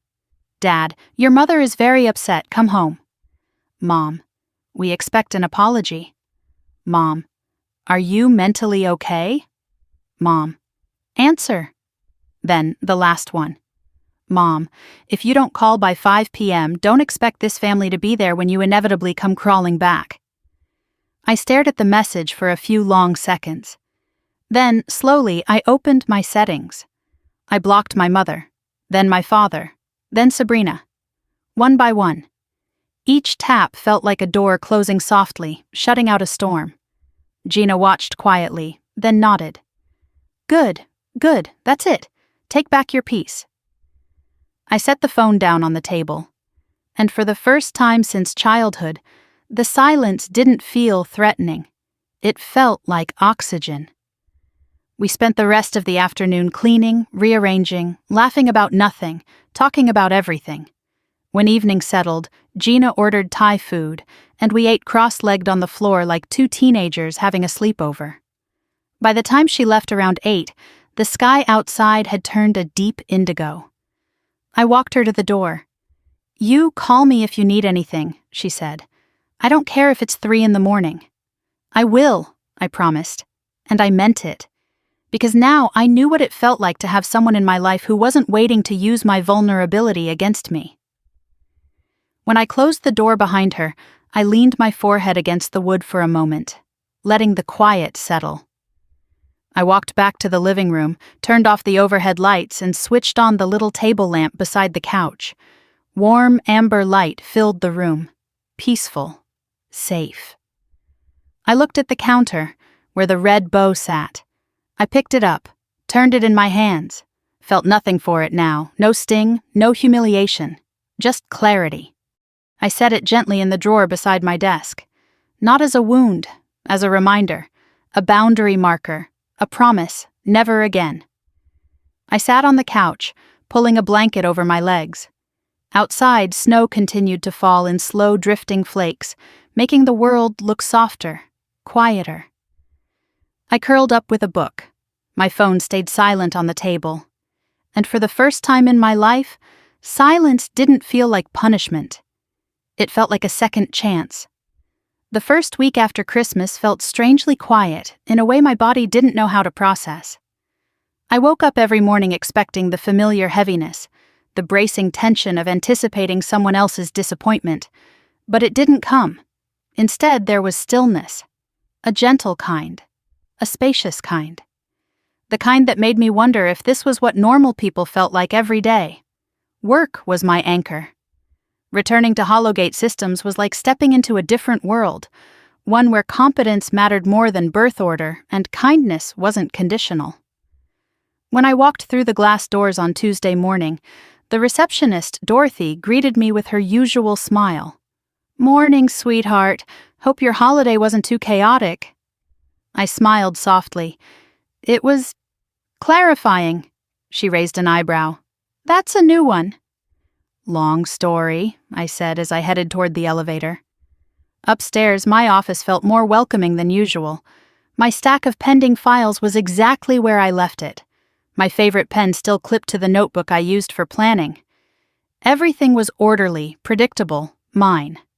My supervisor, Thomas, knocked on my open door as I hung my coat. "You're back," he said with a grin. "We missed you." There was warmth in his voice. True, uncomplicated warmth. It made something in my chest loosen. "I missed being here." He stepped inside, hands in his pockets. "You seem lighter." I laughed softly.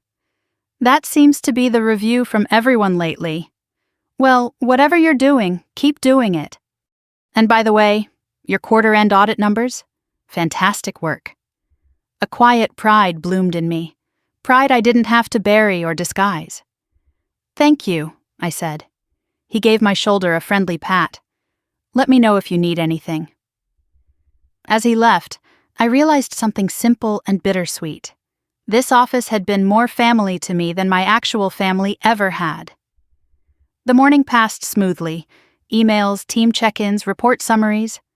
Around noon, I microwaved leftovers in the break room and sat at my usual table. A few co-workers drifted in, chatting about their holiday trips. "How was your Christmas, Emily?" one of them asked. "Eventful," I said calmly. And ultimately, good. Glad to hear it, she said, smiling warmly. The second week brought the first test. It started with an email from an unfamiliar address. The subject line read, "From your father." My pulse quickened, but I clicked it open anyway. "Emily, since you blocked our numbers, I'm emailing you from a different account. Your mother is distraught. She believes you had some kind of emotional episode. This is all a misunderstanding. You are welcome home anytime, after you apologize." Dad. I stared at the message for a long moment, then felt something unexpected. Clarity. Again. Not the painful kind, the empowering kind. They still didn't understand. They weren't trying to, they just wanted the old version of me back. The quiet one, the obedient one, the invisible one. I deleted the email. A minute later, I blocked the address. Then I made myself a cup of tea and returned to work as if nothing had happened. By the third week, things escalated. It was a Thursday afternoon when I received a call from the front desk. "Emily?" Dorothy's voice came through, low and uneasy.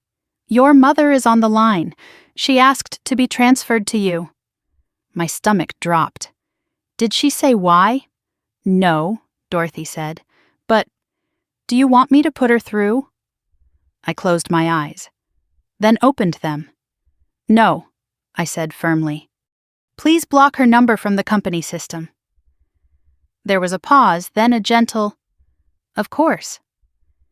The moment I hung up, my office felt incredibly quiet, but not empty. Quiet in a comforting way, like the universe had turned down the volume so I could think. But the peace didn't last long. My personal phone buzzed as soon as I got home. A voicemail. I didn't want to listen, but something inside me said I needed to hear it, if only to remind myself I'd made the right choice.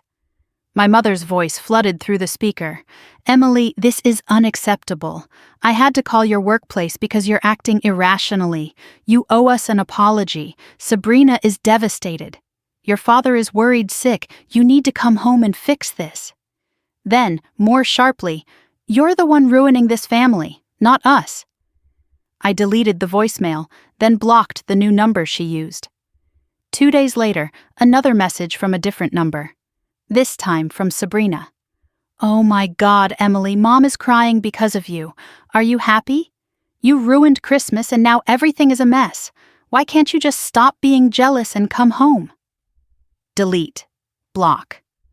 After that, I stopped listening entirely. The moment I saw unfamiliar area codes, I blocked them. 3 weeks without contact became 4, 4 became 5. In the 5th week, something unexpected happened. My Aunt Patricia called, not from an unknown number, from the number I already knew, the number tied to comfort, not chaos. I hesitated only a moment before picking up. "Aunt Patricia?" I said. "Hi, sweetheart," she said gently. "I hope it's okay I called." I swallowed. "It is." A breath crackled on the line. "I want you to know I support you." Relief washed over me so quickly I had to sit down. "I didn't know that," I whispered.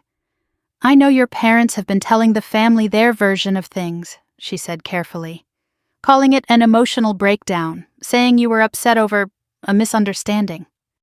"A red bow," I said quietly. She huffed a dry laugh. "It was humiliating and cruel, and I told your mother that." "You did?" "Oh yes, and she didn't appreciate it." That startled a small smile from me. I imagined she didn't. "And that envelope?" she continued. "I asked your mother about it." My heart hammered. "What did she say?"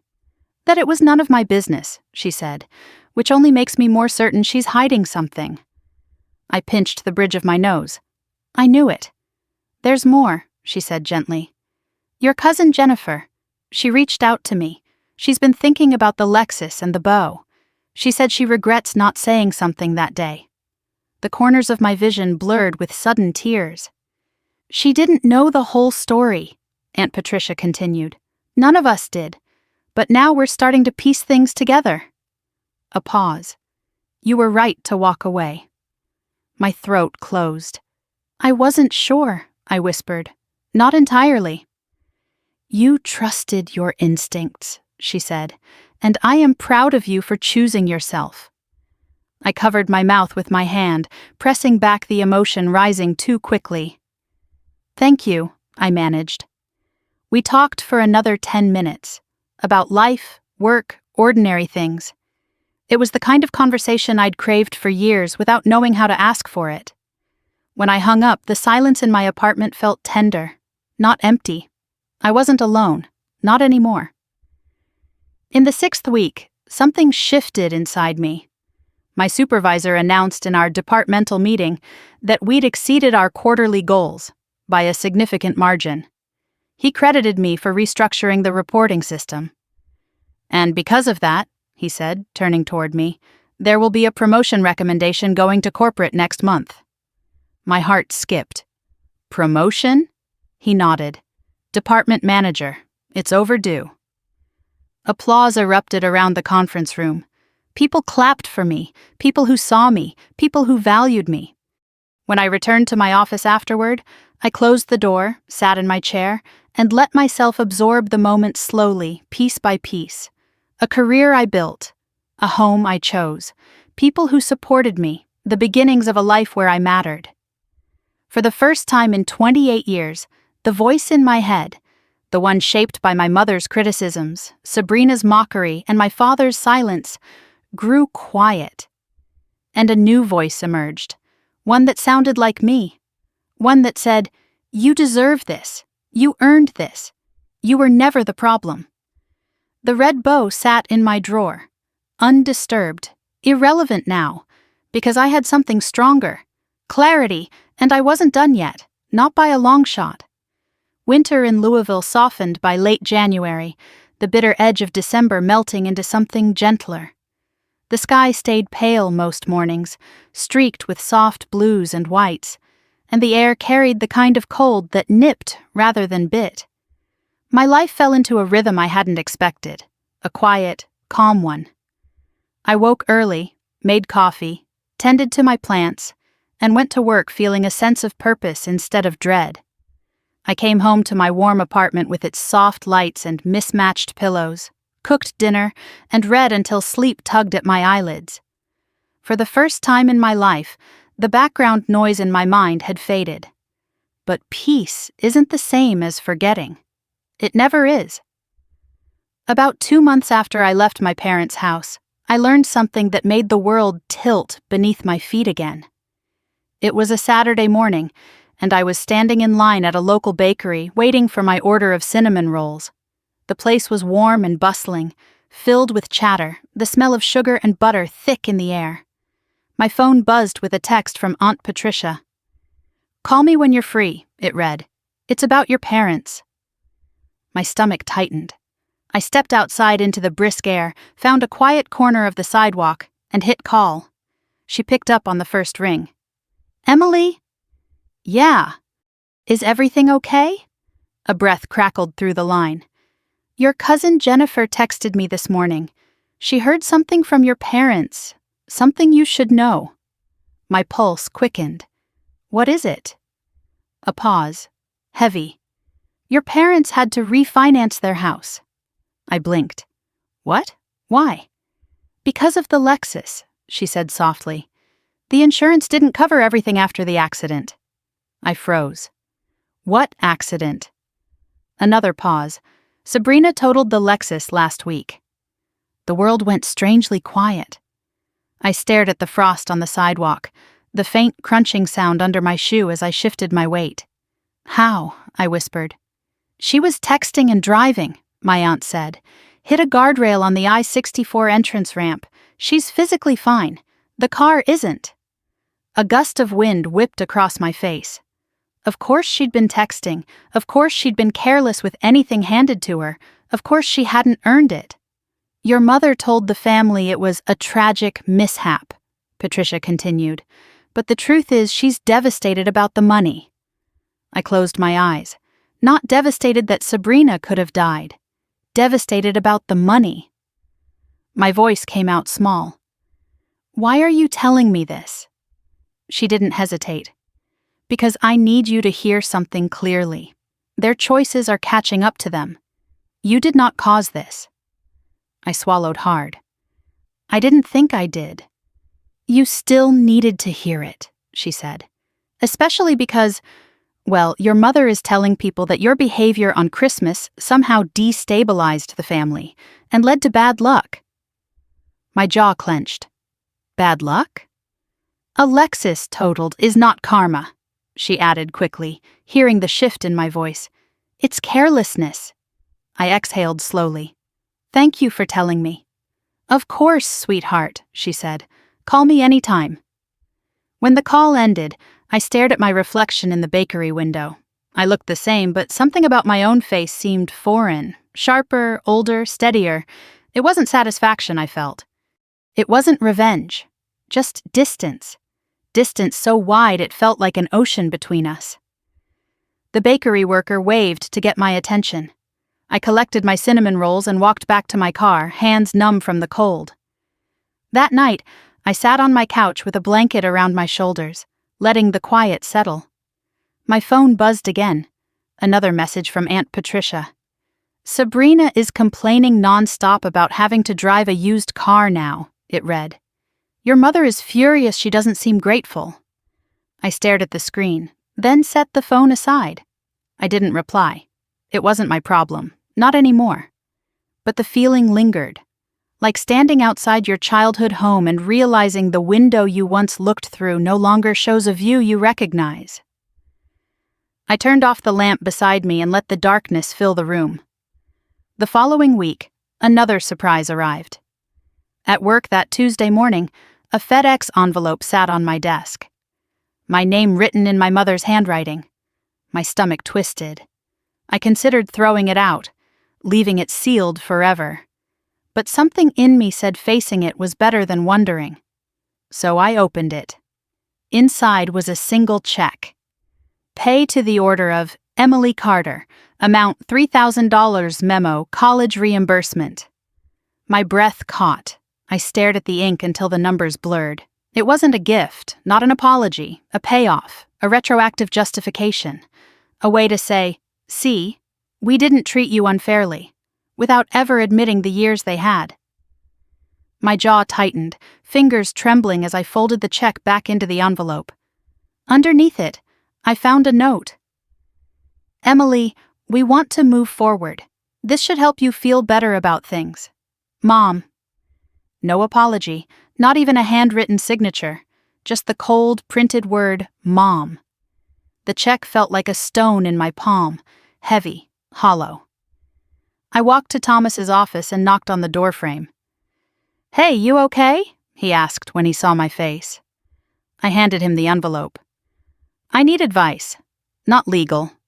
Just human. He opened it, skimmed the contents, and let out a low whistle. Wow. I waited. He looked at me with a softness that reminded me of a father I never had. Do you need this money? I shook my head.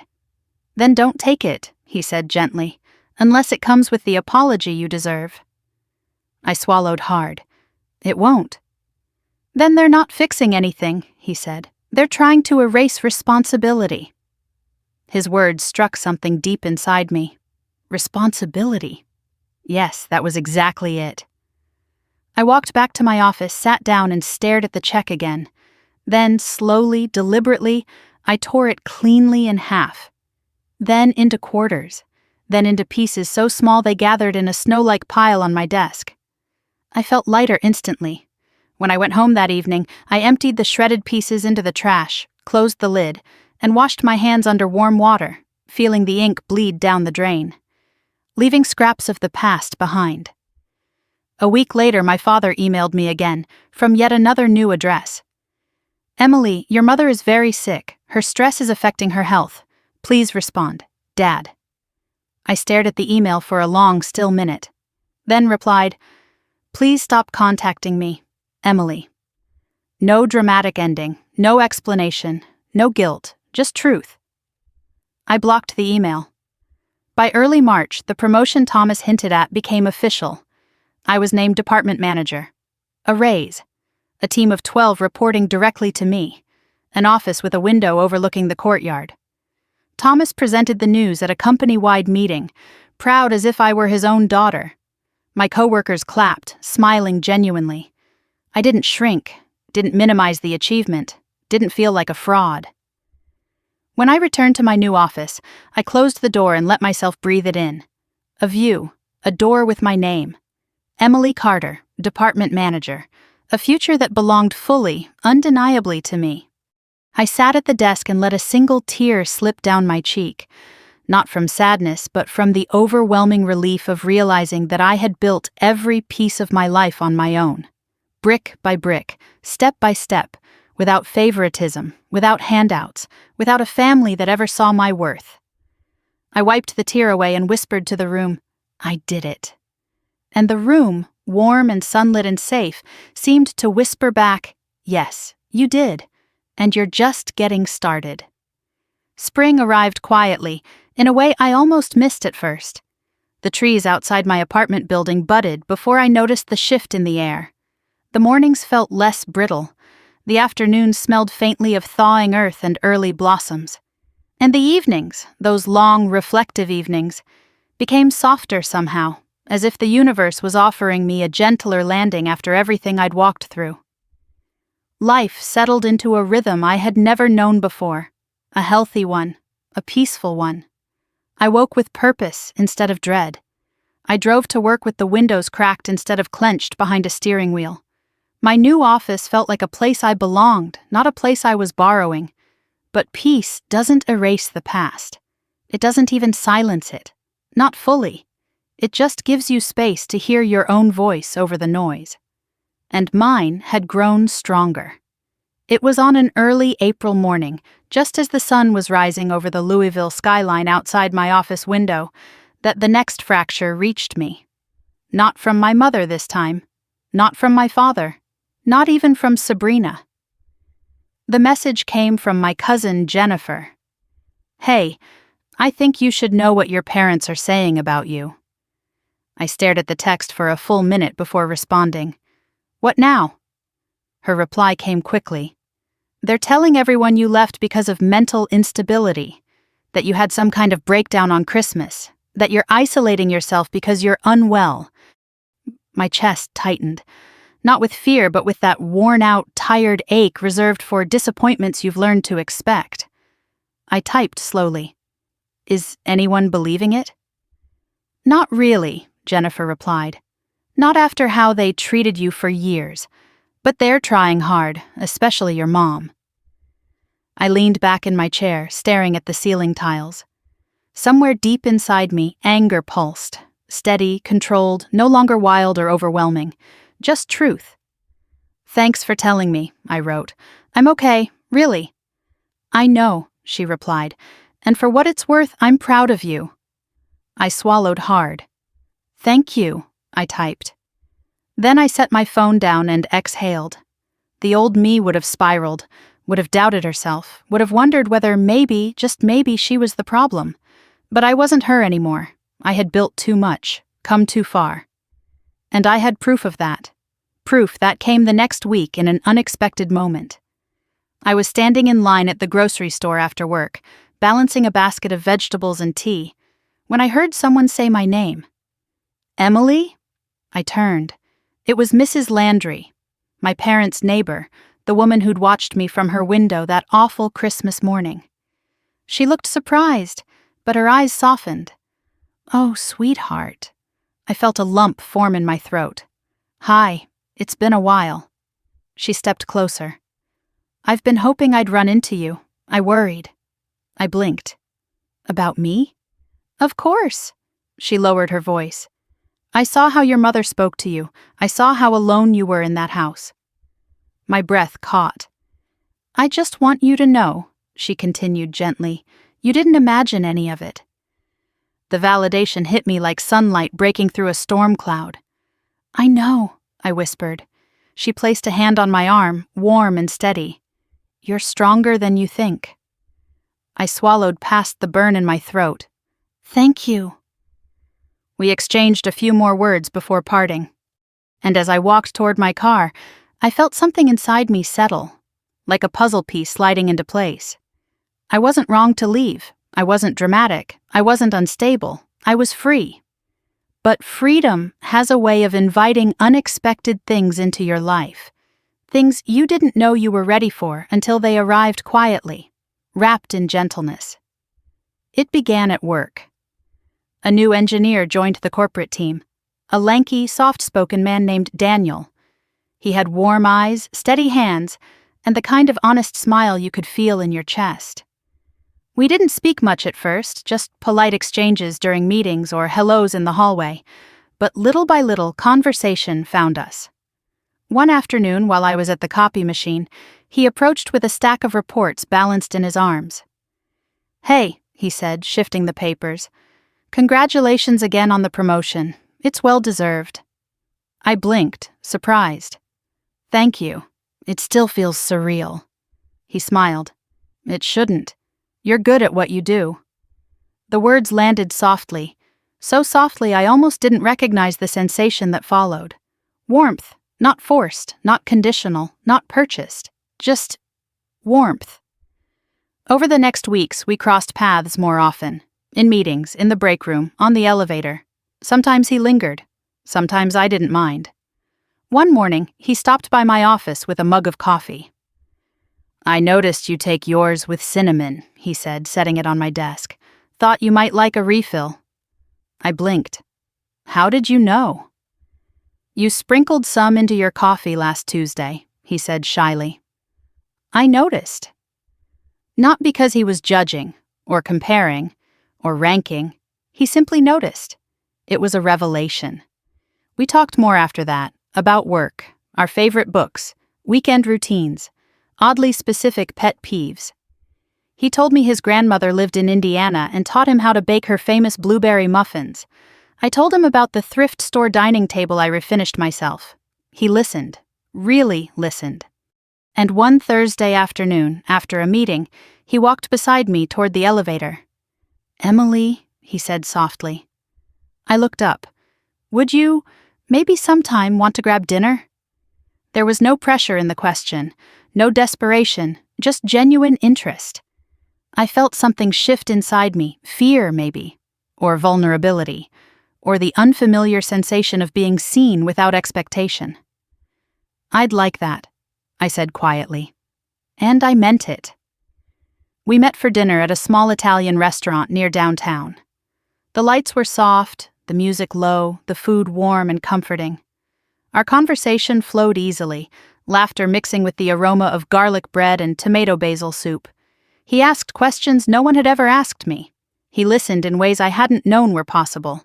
It wasn't romantic in a dizzying, overwhelming way. It was gentle, safe, a beginning. When he walked me to my car afterward, a light breeze brushed past us, carrying the faint scent of spring. "I had a really good time," he said. "So did I." He hesitated, then added softly, "I'd like to see you again." I nodded. "Me too." His relief was quiet, genuine. He smiled, waved awkwardly, and walked to his car. I watched him go, feeling something warm and unfamiliar expand in my chest. Not love, not yet, but possibility. The kind that grows only when you're no longer drowning. Later that night, I lay in bed staring at the ceiling fan slowly turning above me. I thought about the life I'd built in the months since leaving my parents' house. The silence that once frightened me now felt like a lullaby. My apartment was warm, lived in, a reflection of my own choices. And now, somehow, someone new was stepping into my orbit. Not to take, not to criticize, not to dim me, but simply to know me. For a moment I wondered what my mother would say if she saw me now, happy, stable, thriving, building a life on my own terms, opening myself to connection without her voice in my head. She wouldn't understand. She never had. But that didn't matter anymore. I rolled onto my side, pulling the blanket over me. On the nightstand, the soft glow of my lamp illuminated the corner of the drawer where the $5 bow was tucked away. A reminder, but not a wound. Not anymore. I wasn't who I was last Christmas. And when I closed my eyes, I didn't see the Lexus or the envelope or Sabrina's smirk or my mother's disappointment. I saw a coffee mug handed to me with care, a kind smile, a warm dinner, a world that finally felt like mine. Tomorrow would come. And for the first time in my life, I looked forward to it. By early summer, Louisville had shed its lingering chill and stepped fully into warmth. The air smelled like cut grass and magnolia blooms. Neighbors grilled on balconies. Kids shrieked in sprinklers. And I found myself walking through each day with a steadier heartbeat than I'd ever known. I didn't expect peace to feel this ordinary. It was in the small things, sunlight hitting my kitchen counter just right, watering the plants on my windowsill every morning, soft music echoing through my apartment after work. Even my reflection felt different. Like my shoulders sat a little higher, my eyes a little clearer, my presence a little more solid. That peace didn't erase the past, but it made it smaller, manageable. A shadow behind me instead of a storm overhead. And right in the center of this new version of life was Daniel. He never rushed anything, never pushed, never tried to rewrite my past with platitudes or suggestions. He simply walked beside me, steady and present, making room for me to grow in my own way and my own time. By June, our slow dinners and weekend coffee runs had become a gentle constant. He cooked me pasta in his apartment on lazy Sundays. I introduced him to my favorite used bookstores.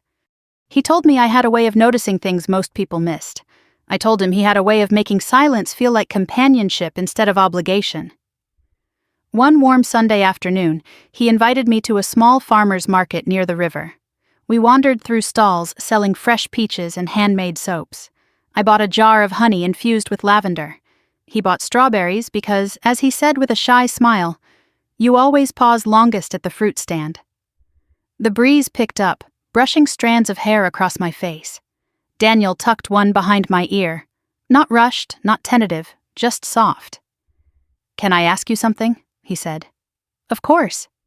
"Do you ever regret leaving?" His voice was careful, as if afraid he might step on fragile ground. I took a slow breath, feeling the weight of the question, not because it hurt, but because it didn't.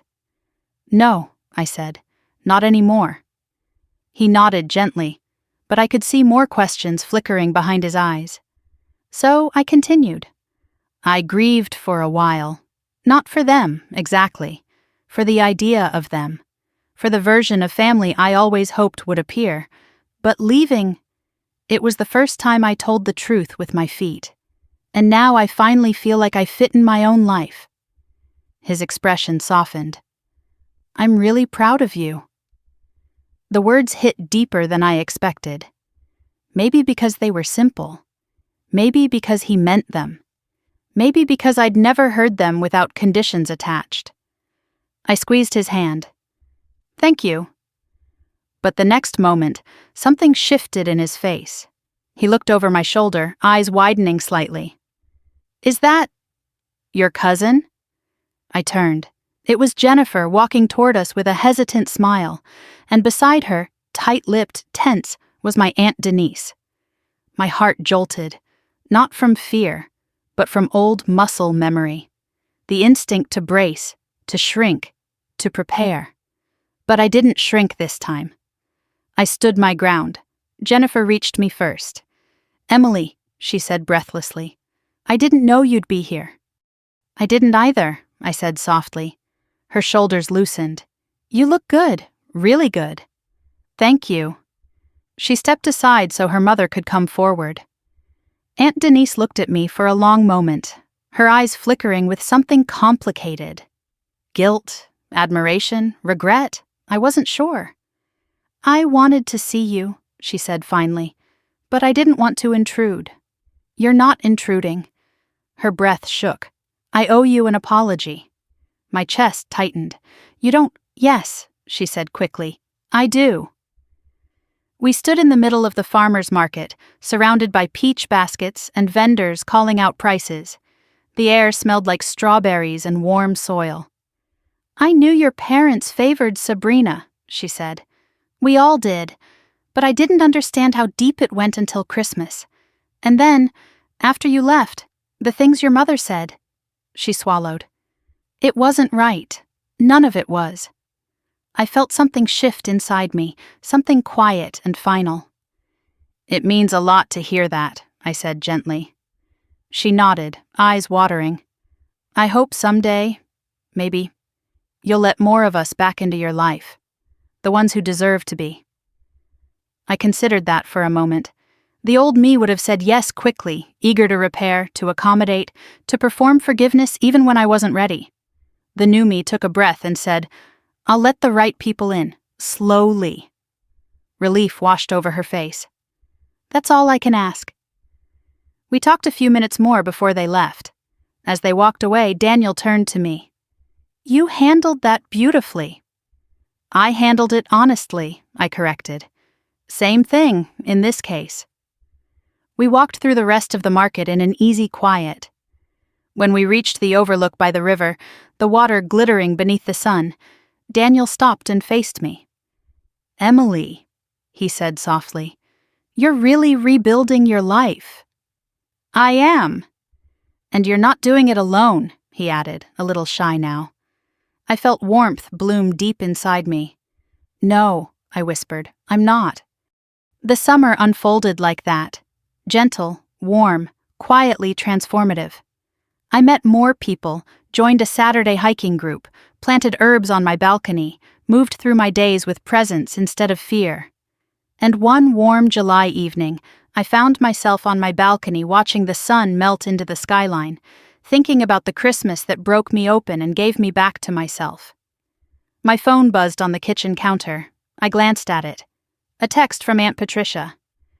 "I'm making peach cobbler next weekend. Would you like to join me?" I smiled. "Yes," I typed. "I'd love to." I stepped back outside, the sky purple and glowing. Below, the city hummed, alive, bright, full of possibility. Inside, my home felt lived in and warm. And within me was a truth I wished I could whisper to the version of myself who stood beside a Christmas tree that night, humiliated and invisible. You won. You walked away. And walking away saved you. I leaned against the railing and whispered it anyway, just for me. Before I close this chapter, I want to speak directly to whoever is listening to this right now.